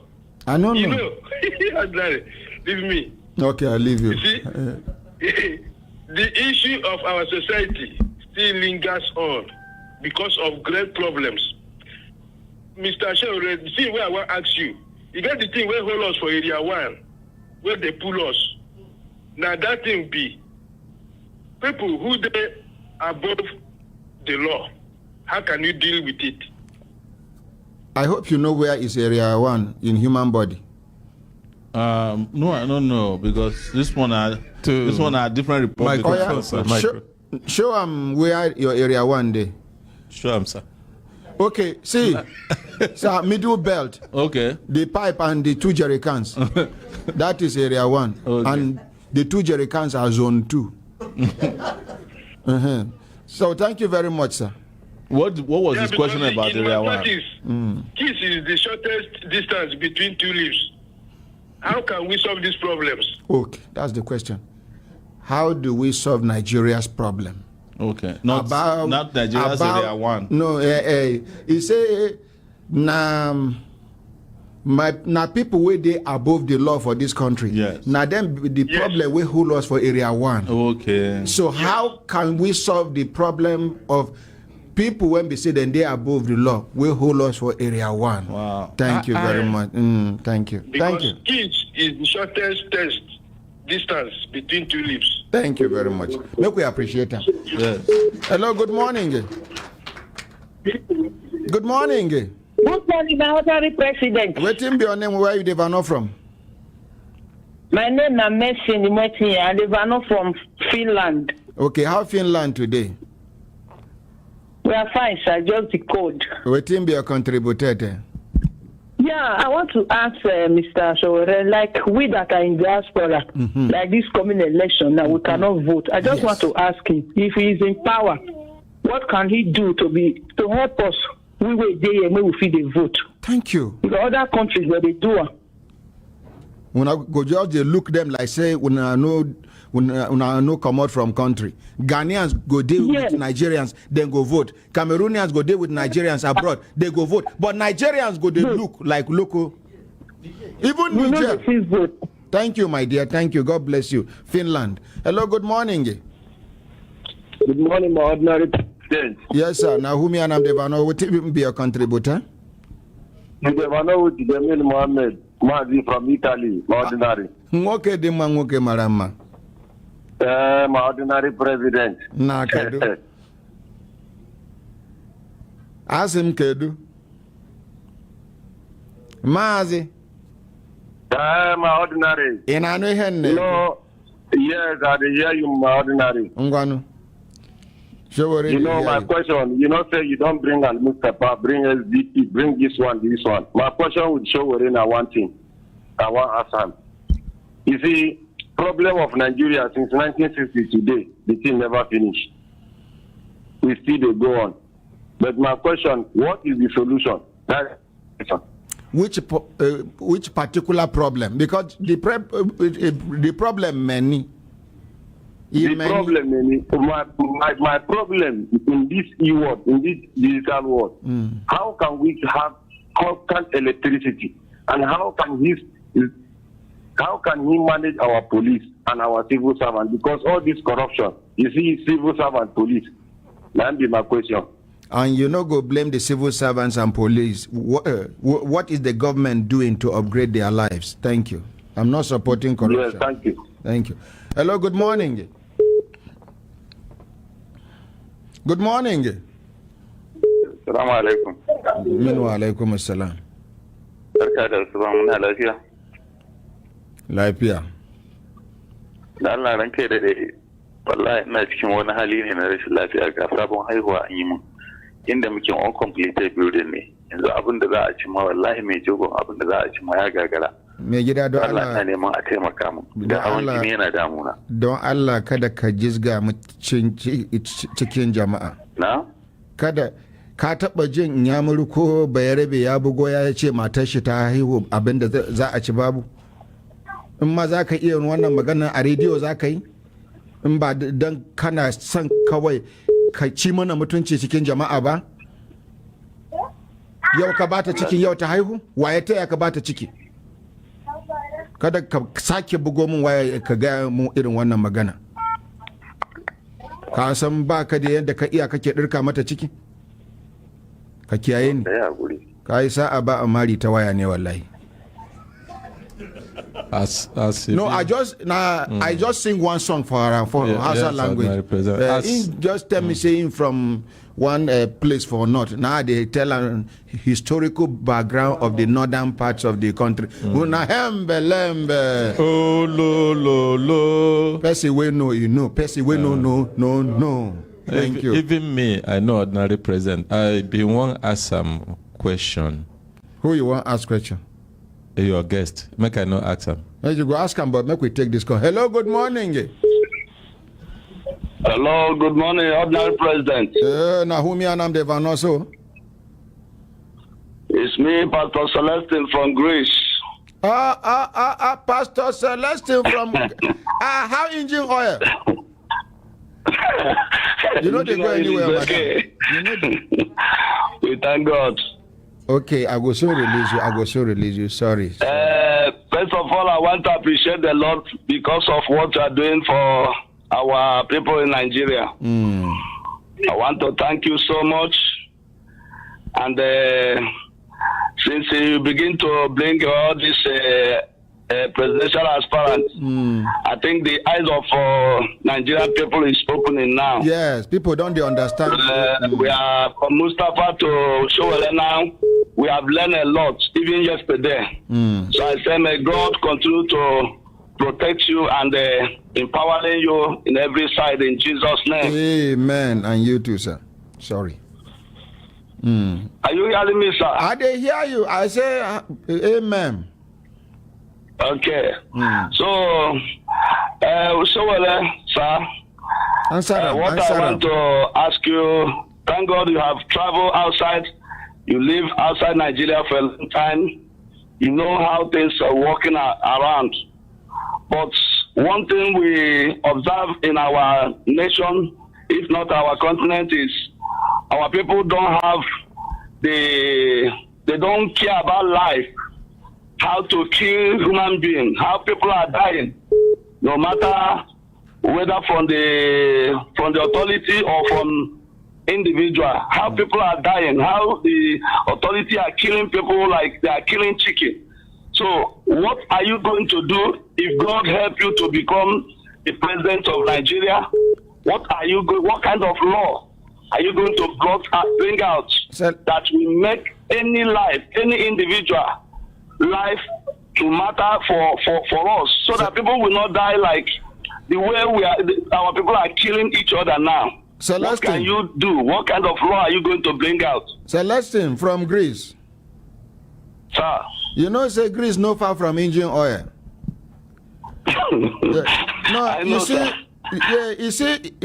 I'm from your tone, I can tell you are from the east. Are you Igbo? Yes, sir. Okay, you notice waiting Simon Ekpa, that's a 5-day sit at home when you do. How many people they don't kill for East? Sir, I can't hear you, sir. I say you know about Simon Ekpa, that coward waiting for Finland. We give order of sit at home where they begin to kill innocent people for East. Yes, sir. Let's assume now the authority, the Nigerian government decides say they won't take action. If Nigerian government do something to them, you no go complain say Nigerian government no do well? Sir, what I want to let you understand is that before Simon Ekpa begin what he was saying, there is something that triggers it. I'm not talking about the trigger. I'm talking about giving orders for people to be killed, innocent people. You ask them not to come out. You are not a government. You are not an authority. As a minister, sir, this is what I preach to my members. I didn't support anybody to waste any individual life because we are not the giver of life. So whatever anybody is saying concerning take somebody's life, I cannot support it, and I will not be able to support it. Okay. So thank you very much. Thank you. Yes, should we take more calls? Okay, Ogaranya, you want to ask question? Okay, just two questions, and then I think I'll take the first one. In development, we have people that are inventors, we have innovators, and we have critics. And the same thing in governance. You have people who provide a leadership, and you also have activism. Now, for you, where is the transition between governance and activism? That's for you.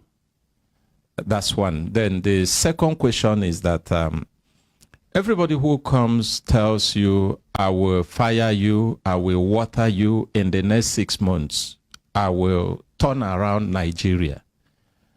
But there is no argument whether we have our economy has issues as we speak. So, and I believe you are not arguing about that. We have serious economy issues. So, where are you expecting specifically to get the money to do this, which you said you will do? You have talked about the monies in people's hands or stolen, like the accountant, former accountant general you mentioned. But so far, that money is still in his hand, has not been recovered. And you are expected to perform, whether that money is recovered or not. Whether it has been burnt, whether they were part of the ones mutilated, whether they have moved out of Nigeria. Where exactly are you expecting to get the money to do the things you're promising you will do, so that it won't be like those former promises they will tell us, we will water you, we will fire you, and then when they get in, we don't see water. We only see fire. Thank you very much. Thank you. Hello, good morning. Barrister, you want to go? Good morning. Good morning, my ordinary president. Yes, waiting be your name, where you know from, waiting be your contributor? My name is Sonia, I'm calling you from Abuja. Okay. Yes, I want to ask our presidential aspirant, sir. From the time of Awolowo and Azik, we have been hearing promises of to give us the good roads, free education, and all other promises. The same thing we consultant Ike just talk now. So all these promises, how are we going to believe him that all what he's saying is going to do it? That is the reason why we have created this platform to sign a social contract with them. They are saying it, people are listening, we have the tapes and records on ground. When they get into office, we'll use this to measure their performances and their successes. My ordinary sir. Sir? When they get to the office, they will turn tiger. We won't allow that. Gone are the days when somebody will come into office and turn tiger. He get rat poison when they kill tiger. Thank you. Okay, sir. Thank you. You're welcome, sir. They try them, they go hear them. Yes, Barrister Ogo. Okay, good morning, my ordinary president. Morning, we welcome our guests in a special way. I've heard so much about you, and your slogan has been revolution now. So I want to know, if you become the president of the Federal Republic of Nigeria, how do you intend to achieve that? Is it by restructuring or by force? Knowing that this is a democratic system of government, because if you hear that revolution now, it looks autocratic somehow. Yes, sir. Are you going to carry the people along to make sure you achieve it, or you are going to do it by activism or by force? Thank you. Now, okay. Ebony, sorry. Good morning, my president. Good morning, Sowore. You're welcome, sir. My name is Yankee Rai. That's my company name anyway. If you notice in this country that one state or the other have been blessed with either one mineral resources or the other. Take example from my state, we have salt, we have rice, cement, and name them. I don't know how you intend to manage this God-given gift that are causing us problem one way or the other. And secondly, the NNPC, in quote, our oil, I don't know how they are managing it. All we see is like the NNPC that you've seen in central area, a fine befitting beauty, and staffs, they're paying them for doing nothing. I don't know how you intend to manage that. And the second one is you've been in the US for a very long time, and I know this same-sex marriage. How do you intend to manage the one in Nigeria? Thank you very much. That is Bobriscology. Okay. Yes, over to you, sir. Thank you very much for these great questions. Interestingly, the last question and the first question are similar. That is your zone 1 and zone 2 analogy. But the interesting thing about same-sex marriage and the zones is that, there's a Yoruba saying that if fly perch on top your zone 2, you must use strategy to either drive them away or the zone 2 go hurt you. With regards to same-sex marriage, my position is that Nigeria has so much problems to deal with. So much. Economic problems, social problems, cultural problems. And it seems to me like it's the wrong, set of priorities to be worried about who person they sleep with for inside the room. For Nigeria to turn itself to a bedroom police, going after people's choice of sexual partners is something that makes it look as if absolutely immoral. Well, when I say this, I am telling you that my priority will be about things that matter to the country. Okay, not that and not one. to be policing who people are. Considering honestly that even some of the people that made the gay marriage law, they themselves are gays in this country. They're just in the closet. They haven't come out because the country doesn't allow them. You don't have any evidence to back that up. Well, I haven't mentioned names. But you can't just make a blanket accusation like that. Some of them. I didn't say all of them. Even if some of them, give us evidence. Well, if you want to see them, if you handle them. Yes. So, I'm coming from the bottom. And our brother from Ebonyi, he was talking about mineral resources, agriculture, and oil. Our position on the NNPC is that it should not have become a private company. And as a political party, the AAC will renationalize the NNPC. It is the company of our people, and it will return to the people. The reason is that the NNPC as it is a complete, corrupt, bottomless pit in Nigeria. It was said that since the beginning of this year, I think it was a Minister of Finance or someone who was saying that the NNPC has not, the central bank governor, that the NNPC has not deposited a kobo into the federation account. Whereas oil prices have gone up in the last, crude oil prices have gone up in the last few years in this country. Probably the last 2 years, they are not selling below $90 per barrel. So where is our own fraction of this money going to? It's going into private pockets. The NNPC is also, on behalf of Nigeria, invested in the NNLG. This is the Nigeria Natural Liquefied Gas Company. And the NLG is one of the most profitable companies in the world. Yes, because now in particular that Ukraine and Russia are fighting, gas prices have gone up. I understand that the prices of gas is fixed ahead of time. But what it means is that there's huge demand on our gas. Where is our own gas money going into? The last time they declared money and paid into the federation account was in 2015 when we got $4.6 billion from NNLG.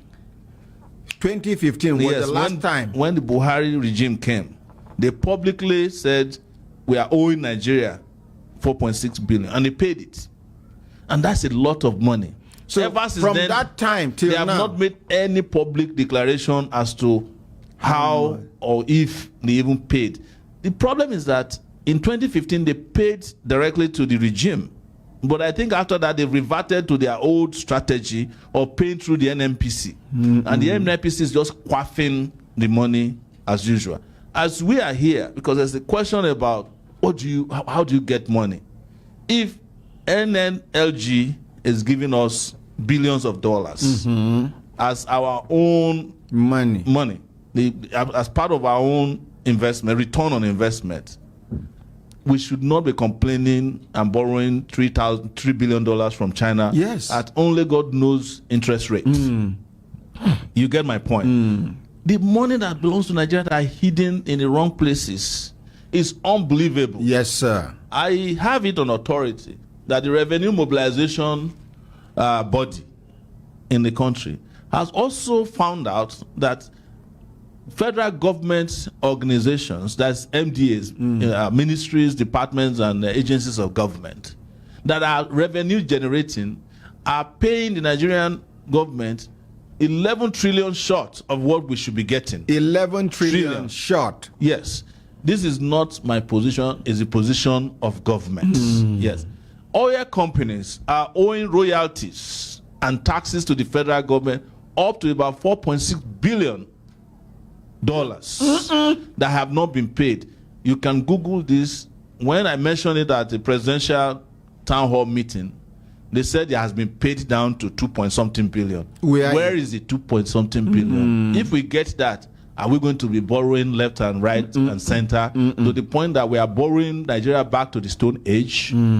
These are questions we must ask ourselves as to where to find money and not be questioning and querying where are we going to get money. There's money everywhere. The problem is that they are in the wrong hands and not in the right accounts that belongs to the people of Nigeria. I can keep reeling out how much we could make from running a transparent and accountable government, because that's key, is that Nigeria must know where its money is available and must secure it and collect it. Somebody was right by saying that the accountant general, we are not likely to get 150 billion naira back from him. What we should have done in the first place is not to create a society where somebody, a single individual, can steal 150 billion. Because the moment the money gets into his hand, he will hire the best lawyers, 2 sets of lawyers, the one that knows the law and the one that knows judges. And before you know it, this case will just perish within the system. So in fact, 2 sets of lawyers. Yes. That's the one that knows the law. Yes. And the one that knows the judges. That's how Nigeria operates. Our barristers can testify to it, but I know it will be contempt of court if they say it on your show. So they might be unwilling to disclose it. But those of us who are regular defendants in our courtrooms, we know it. You go to some court, lawyers will be winking at lawyers. I mean, at judges. Yes. I have sat in those courtroom before.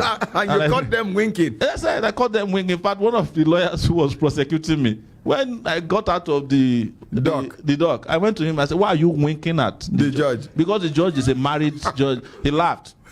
But he knew what I was saying. And the moment the winking was done, things were going against me. And I went to him and just winking? Yes. You know, some of them have strategic ways they sit in court. They will say to the judge, when I get into the courtroom, this is where I will sit, perpendicular to you. And you will just be seeing injustices up and down. Okay, fast forward. Leave so that to fast forward this, our brother mentioned development, and he said every development goes through 3 stages. You have innovation, which you call inventors, and what's the second one? You have the inventors, yeah, but our own system doesn't go through those conventional means. Yes, we might have innovators here, but the next set of people are not going to promote innovation very far. They are pretenders. They'll come and make it look as if they love the innovation. You know, they will dress, they will talk right, and that is partially why people look at activists sometimes and say, this one will soon become like the other activists way, don't pretend, enter government. When you start exposing some things and making noise, they say, don't worry. After a while, you go calm down, you know. And in most cases, some of the activists where they make noise, they don't calm down, enter government. Then they will now come to Abuja and they will tell you that they are observing table manners. That when you are eating, you don't talk. Some are ministers. Yes, today. I'm glad you said that. And all of them are observing table manners now. I knew you were going to say that. So they are not talking because they are eating. But some of them will still choke on the bar where they chop. 1 minute. Hello, good morning. Good morning. Nahumi and Devano, where you Devano from? Devano from Scotland. My name is George. Good morning. You Devano from Good morning, Sowore. Good morning. From where? Great man. God bless you, Sowore. You are a great man, eh? From where is she calling from? Thank you. I get 2 questions in one. Madam, did you say Cross River or Scotland? Scotland, sir. Oh, yeah, go ahead with your question. I hear Cross River, Scotland. My 2 questions. One are for Sowore, one are for you, Guy Belembe. Sowore, God bless you so much. You have been a great person. You don't turn. You and someone I will not call you. Don't turn many things for Nigeria around to make all those politicians say God go carry go here. I don't know. You know, just they get sense more. One thing I want to ask, something you want to about all these religious leaders where they destroy Nigeria, because they join people, they destroy Nigeria. They join people, make Nigeria someone they hardworking. They don't join people, make Nigeria they corrupt. They steal Nigeria. They steal children from Nigeria. They'll steal their children to go make rituals and rest. Something you go do about these religion leaders, because now you be one person as I say, you know, the work out and that to church or mosque to mosque. Then I want question. They're waiting. When I want to do about this Tinubu matter, they say all the corruption, all the everything about Tinubu, nobody they carry Tinubu to cause us. Then I want to say the warriors now. They say we'll see one bad leader they come out. We'll see the support one. We'll see the dance follow one. What did you say is your name, Madam? What the Madam, presidential aspirant they do? Madam. Yes. We are not here to demarket anybody. Sowore is here to sell. Listen to me. Listen to me. Excuse me. Don't spoil my program. Sowore is here to sell himself just the way other people have been here and they sold themselves. It's up to you to come. Excuse me, please. The day Tinubu will come here, you can ask him questions. Okay. Are you with me? I will not allow them to ask Sowore questions about another person. And when Sowore is not here, nobody will. Sorry for the question. I was going to say the pepper person. Sorry. Okay. When you invite Tinubu and Buhari, I will be very happy for you to make invite those 2 people. Buhari is not coming, but Tinubu Kwankwaso was here. Atiku is coming. All of them, 18 of them are coming. Okay. Yes. Are we even asking Peter Obi to come back? We're asking Kwankwaso to come back again. And Al-Mustafa is coming back as well, by the grace of God. Okay, no problem. Thank you for responding to me. Thank you very much. Next time, too much. Madam, calm down, please. Next time, if body they pepper you, control yourself. Won't keep people. Go marry. I'm the married woman. Oh yeah, make your husband doing work. Both they do night work. Hey, night work.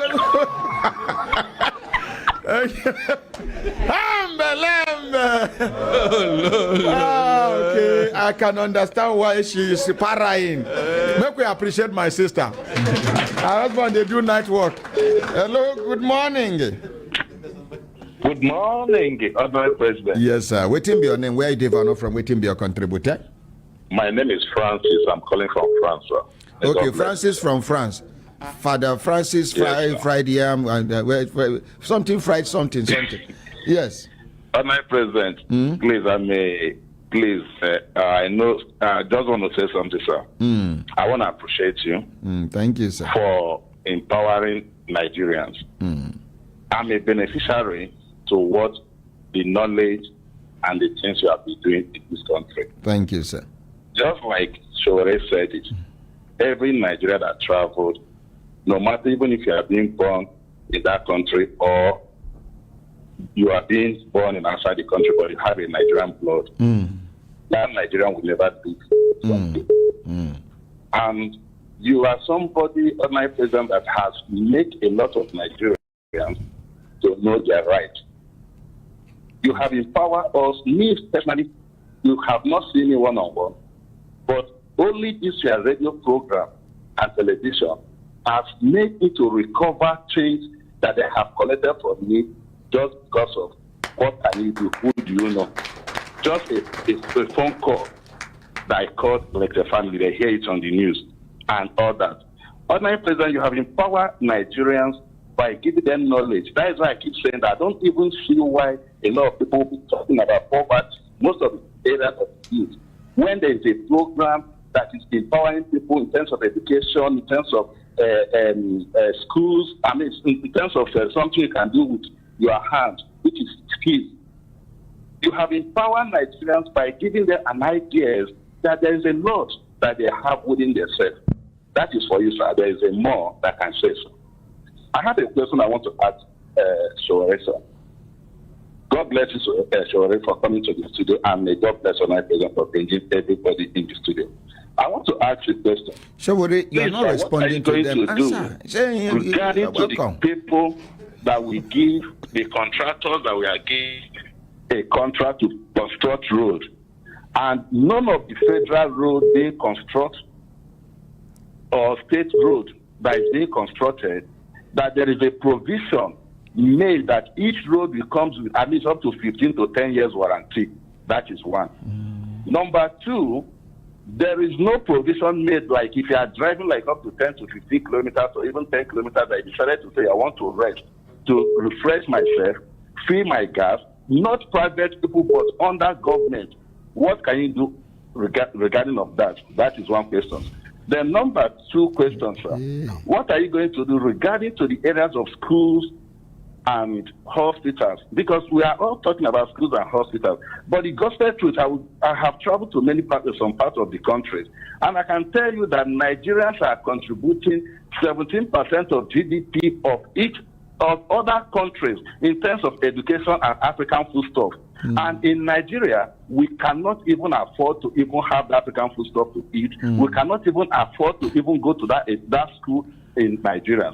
So these are the questions I want to mention. And the third question should be, what are you going to do for Nigerian police to enforce that law? Because here in outside the country, none of our children, none of us even know military, which is the army people or the Air Force people. But we respect the orders of police. Ordinary surrender police will just go past. Everybody, even if you are told you are working anyhow, you need to coordinate yourself. So Thank you very much. The question is there. Hello, good morning. Hello, good morning. Where are you developed from? Yeah, my name is Chooks. I developed from UK. Hey, Chooks, how are you there, sir? They're fine, ordinary. Which part of Thank UK? you for all the good things where you they do. Thank you, sir. Which part of UK? See your hand. See my hand. Yeah. I say, which part of UK? Network. Which part of UK? Hey, yeah. The devil is a liar. Chooks, your matter, they chook me for Liverpool. Call back again. Network. Hey, yeah. They must disgrace me. Make we come back to Nigeria. Hello, good morning. The phone don't hook. Hello, good. All of them are hooking. Oh, Salova, show it. Are you see what I'm saying? The two phones are hooking. They are showing processing. They are in the state of Nigeria. Perpetually processing. So continue with your answers. Yes.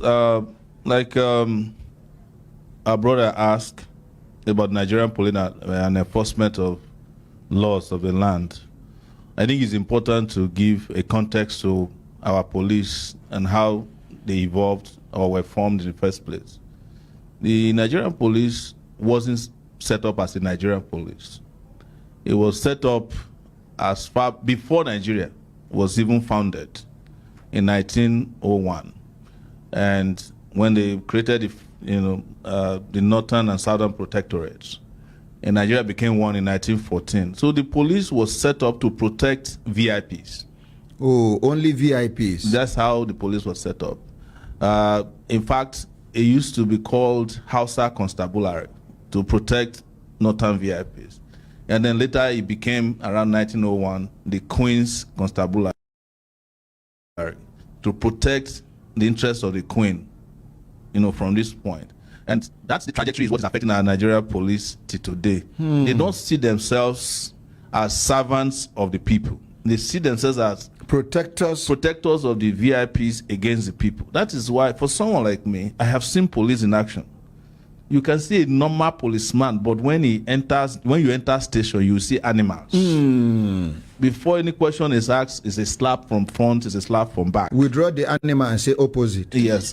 Please. No, I'm telling you my experience. Then your experience. And I'm entitled to tell my experience because I'm going to preside over Nigeria very soon. Just don't worry about that. Withdraw the animal. Don't worry about the semantics. I tell them to their face when they beat me up that only animals behave that way. Withdraw the animal. Don't worry.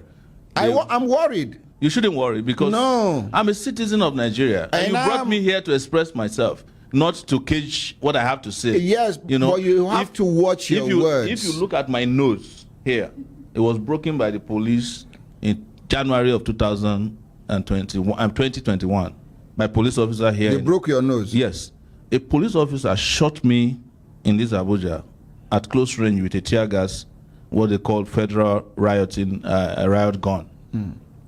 Only someone who is animalistic in behavior will shoot somebody at a close range knowing that that projectile could kill you. When I have not done anything, I was just at Unity Fountain waiting for a protest that had not even started. So when I sued the police, I put it there in my affidavit that the person who did it is an animal. The judge has not removed the word. So don't let us worry about semantics. Ordinary has removed the word here because of regulation. That's the choice. But I am saying that the police wasn't created to protect us, and we must create a police that understands that citizens are the most important components of the society they are protecting. And if we don't get to that point, we will not get a police that is responsible. But you've mentioned something that is very important as well, and I discuss this with policemen all the time when I see them. If you don't humanize police, police cannot behave as human beings as well. If you go to a police barrack in Nigeria, you will know why they behave the way they behave.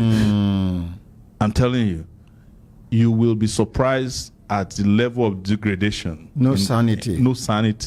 They don't have toilets. They don't have good schools. They don't live a good life. They don't have hospitals that serve the police. Even army barracks now. Yes, all of the barracks. It is the reason why I am going to abolish the barrack system as president of Nigeria. Instead, I will give policemen housing loans that enable them to buy whichever house they want to buy and pay back over 30 or 35 years. Very minimal amount to the federal. The government will subsidize the other part of it, so that when they finish the police job, they can move into their houses. Oh my goodness! Yes, God bless you, sir. Or while they are still in the police, they can get extra income from renting out the property if they decide not to live in that house. Because sometimes because of transfer, they can't live in the same place. And the moment you have a housing structure for the police, you can demolish the barracks and turn them to universities for police children or schools. Yes, some of the barracks are not even big enough to accommodate schools. People used to be proud in this country of going to army secondary schools because that's where you get the discipline and you get the right education that is deserving of kids. What happened to them? Nigeria has happened to all of these institutions. So we have to rebuild, retrain, but we must remunerate the police. There is no point paying bankers 300,000 naira as minimum wage. And the police that protects the money that comes to bank is earning 56,000 naira. How are you going to survive on 56,000 naira? And if you are paying a police officer that has an AK-47, 56,000 naira as monthly salary, you have just appointed or elected or employed an armed robber. That's what we have done. Anybody with weapon has double the power that ordinarily he should have, and they can use it if they are hungry to take care of hunger right there on the highway. Not double times 10. Yes. So you can't pretend that you have a police force that's underpaid and you expect them to enforce the law. It won't happen. But what has happened with the VIP is that the VIP will not even use the AK-47 from the Nigeria police. They will buy their own. They will buy their bullets. They buy them bulletproof vests. So they make them at least look like humans. So their loyalty is to the VIP and not to the people. And already there is friction between them and the people. You cannot lie about it. People hate police. Not all. Well, most people, majority of our citizens don't have good experience with the police. So that thing is changing now. Yes. When you see the police, your attitude towards the police is that you are approaching an enemy. You are going into enemy territory. So you are naturally anxious about that interaction. And until the police starts to change that, and we try to make our police work the way they should work, we should not expect any changes to happen. I want, and I'm saying it before you today, I want and I will implement a minimum 250,000 naira minimum wage for the police. That is the least we should be. That is constable. Yes. Anybody that's joined the police, it doesn't matter, whatever the first ranking, yes, you are not receiving from our government anything less than 250,000 naira as your minimum wage. So that if you're earning 250,000, you will not be collecting 50 naira from a person who is earning 50,000 per month. You understand? When the New York City police was going to be reformed, what they did was, there was an officer who met with policemen. He said one of them should stand in front of him. And he stood there. He said, what will it cost to put a gun on your waist with a belt holding it, to have a nice haircut, and for you to go home and feel like a human being? It cost them $2,000 at that point. Now it's more expensive than that. And he said, for the transportation for policemen, I need only 2 policemen per vehicle. The back of the vehicle is temporary detention for people who are arrested. That was how they reformed their police. The police then started having what they call ComStat. They meet every month and they submit centrally the number of criminals or crimes that they have treated in their places, the names of the criminals. And so there's a central database for criminals. So if a criminal moves from Ondo State to Katsina, the police already knows if they catch him in the first place, because they have a central database, biodata for criminals in the country. Your vehicles must be in that central database. So if you are driving on the road and your vehicle license plate is showing that it's a Mercedes-Benz but it's put on a Toyota, you have already ticked me off as a police officer. And I'll put not a laptop, but a handheld device with the police. It might be their cell phone, but they'll be able to log into that central database. If someone is passing, that's your name, you check first before you move. It is unbelievable that somebody will be kidnapped in Kaduna, somebody will drive them to Delta State, and no policeman will stop them on the road. Some of these crimes we are suffering in this country would have been reduced by almost 70% if you have a good policing system. And I tell you one thing, based on my interaction with policemen can almost tell psychologically when they see a criminal. You understand? But they are not doing that. If you want to, if police wants to solve crime, they will tell you, if you meet a good policeman in this Abuja, he will tell you section by section where there are kidnappers, armed robbers, pickpockets, But where they sell stolen property. Exactly. They know where they sell stolen vehicles. They know who are likely to steal the vehicles. If you meet them and you say, there's a particular crime in a place, police will just hiss and say, nah, than I want guy. No. And when they go and bring the guy, if he's not the guy will tell them who did it. Yeah, not be also. I've heard this, and this is what I found out in my few days at Abattoir. They have guys all over the place. They even call them by their name. You know, there's a joke they will say, I steal car, jam gate. The man know himself. I kidnap one woman, jam gate. He will come to the gate because they have identified them by their various criminal activities. Yes. But at the same time, because of their conditions sometimes, and because there's loss of command and control and greed, policemen also connive with criminals in Nigeria. Thank you. Let's take this call. Hello, good morning. Good morning. Hello? Good morning. Good morning. Waiting your name. Where you from? Thank you very much. I get through you today. Yes. Good morning, sir. Morning, ma.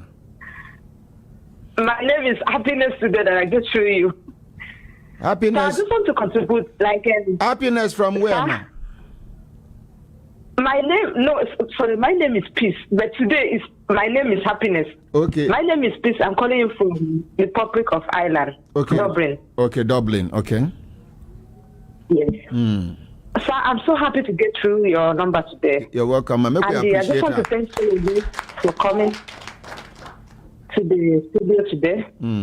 My own contribution is we all see how Nigeria is at the moment. Nigeria is I always ask myself this question, say, where would they start to amend Nigeria? Mr. Sowore is there in the studio today to tell us what they can do. And I just have a question to ask him, say, now, where he will start at the beginning? How he will start to amend Nigeria, from where to where? Okay. He will start from where? Is it from the security or from the authority? From where? Which office will they start to amend Nigeria? Yeah. Because that is question I always ask myself. Yes, so if I'm to be a president, where will I start? Okay. Thank you. The other president. So please, there's one thing that bothered me since I was in Nigeria last year, January. Then there's something, when I'm Akwa Ibom State by origin. So when Governor Udom came to the studio, I was trying to call, but I wasn't able to get through.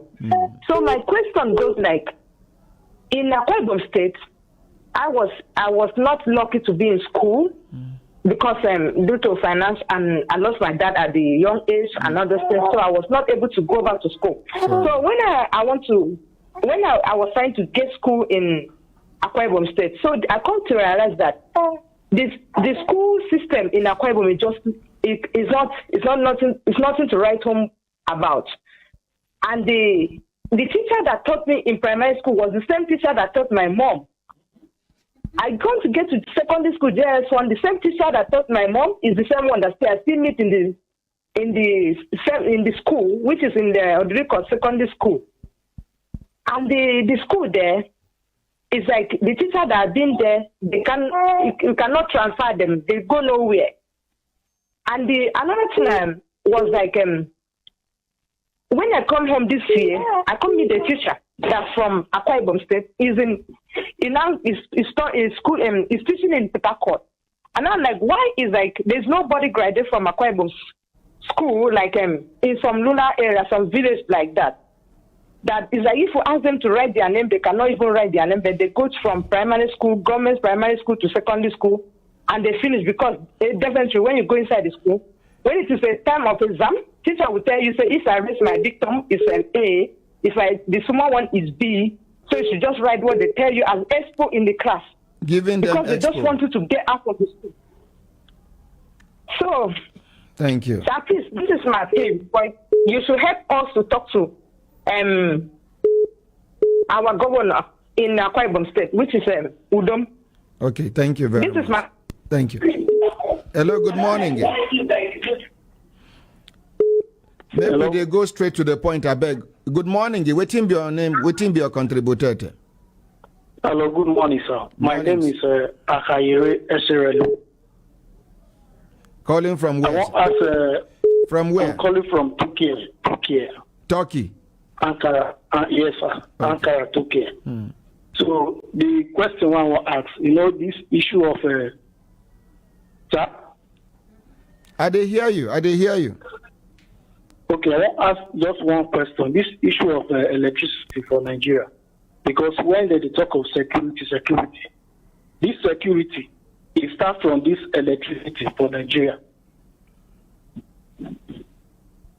Hello, sir. Can you hear me, sir? I did hear you. Now, not be me be presidential aspirant.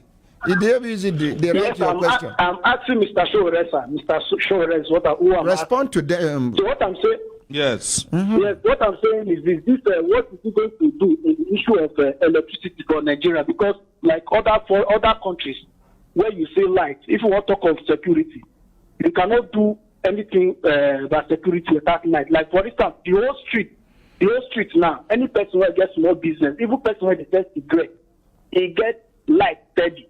And that light, he gets CCTV for his shop, so that when he off for night, if he go close from work, he go on the light, on the CCTV camera, so that anything that happens, they can be able to get in touch with what is happening in that street.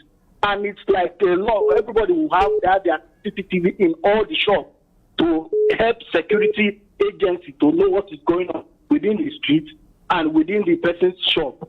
So what if he become president, what he go do to give Nigeria constant electricity for Nigeria? Thank you. Hello, good morning. After this one, you respond. Good morning. Good morning. Hello, good morning. Hello, sir. Good morning. Good morning, sir. Yes, Naomi and I'm Devano for radio and TV telephone. Hello? Hello. Good morning. Hello, good morning. Yes, waiting be your name. Where you Devano from? Good morning, His Excellency, my ordinary president. Morning, ma. Yes. Wait. My name is Elizabeth. Yes, my name is Elizabeth Hayford. From where? From London. Okay, quickly. Yes. My ordinary president, you're blessed. Thank you very much. I called last time. My question to Mr. Sowore is the same question I asked last time. If you become the president of Federal Republic of Nigeria, what are you going to do to champion the dignity of our senior citizens in the country? Okay. It's from social welfare package for senior citizens, right? Yes. Come again? Social welfare package for the senior citizens, right? Yes. Okay. Yes, my ordinary president. Thank you. And then to you, my ordinary president. Which question? Hello? To me, what? To you, our ordinary president. I'm still expecting your call. Oh, okay. For a private discussion. Yes. Okay. So did you get the ending of my number, please? No, I copied your number the other day. Yes. No, yeah. Yes. Thank you. Mr. Sowore, over to you. Thank you very much. You can see from all the calls you are getting that the diaspora is very concerned about the development of their home country, Nigeria. The few ones that came from Nigeria, that houseman that called in was telling me about his wife that has put to bed and there is no food for them to eat. Yes. That was what he told me. Yeah, I did not understand what he was saying and how you were responding. But you see, the diaspora has been very concerned. All the calls that are coming in are coming from Germany. They're calling from London, Scotland. I think the people at home have given up hope a lot. And when they call with problems. Those who are abroad call with solutions. Yes. And it's not the fault of the people at home that they are calling with. They are overwhelmed with problems. You could also understand that people at home may not be able to call you because of the cost of making phone calls. The cost of making phone calls abroad is almost nil, both local and internationally, depending on countries. But the cost of making calls at home is a burden on a lot of people. It was in Nigeria that I found out the first time that people, they switch off data. The same way they switch off generator for nights. It's Nigeria. In the US, I pay $50 a month. I have unlimited data, unlimited voice calls. Your phone can do almost everything except cook for you. The internet is very fast. Yes, and it's reliable. very fast. While our religious leaders were saying that 5G is handled by the devil, people have gone to only God knows which G they are at now, because this is part of the ignorance. Because somebody asked me about religious leaders. I don't dabble into religious matters. But what I know is that if there's good governance, religion will have its place, but it will not be so dominant that it will become an opium for the masses that they binge on. And people, because sometimes when I hear prayer requests in churches, I just wonder if God has the time to listen to some of those requests. And I'm not religious. I'm not here to preach religion. Somebody said that I've not been going to churches and mosques for campaigns. I don't want to go to those areas because it has become an abuse of God to be going to church that you don't go to before election. You now start going to church. And you may not go there. After the election, you will never go there. And a lot of leaders who go to church and mosque don't believe in God. If they believe in God, Nigeria will not be like this. That is the reality. So somebody also asks this whole thing about where will you start? Well, when they started destroying Nigeria, they started from somewhere. When we are going to be fixing it, we'll start from somewhere as well. But for me, like somebody really mentioned, it is electricity. Although security is priority now because is a bleeding that must be halted. But electricity will not only bring about security, it will bring about safety and economic development for the country. If Nigeria has electricity today, I think our GDP will just jump from this miserable 2-point-something to, some 14% of growth. Because a lot of Nigerians have become innovators and creative on their own without relying on government. And if they find electricity to operate with, they would bring prosperity not only to themselves but to the nation and their families. Because the way things work for us here is that there's a trickle-down effect of revenue, of wealth. If I have 15 brothers and sisters combined, we used to be 20. I'm the first child of my family. I contribute to everybody. Not because I want to contribute, because I also want them, when they make it, to help the others. Yes. That's our own economic way of development. We help ourselves. In America, the opposite is the case. When I go to America, I saw a girl who was paying rent to her father. I was like, how can your father be collecting rent? She called me a month later that her father has driven her out of the house because she didn't pay the rent.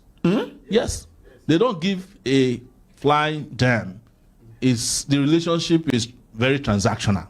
But here, it is deep. Her stepfather, her own father, she was living in a room in her own father's house. And she did not pay rent for 1 month. The father ejected her from the house. If my father come to me and say he wants to eject me from a house, it might be the one who will be ejected from the house, because I have a sense of entitlement that if you brought me into this earth, you must be willing to take care of me. But where America says that after you are 18 years old, you are on your own. But here you will see a 50-year-old man, family is supporting him. You understand? And there's nothing wrong with that. It's a cultural issue. I'm the first child. The reason why some of our parents have plenty kids. Sorry, sir. Hello, Femi. Femi Usman, formerly of GT Bank, now of Eco Bank.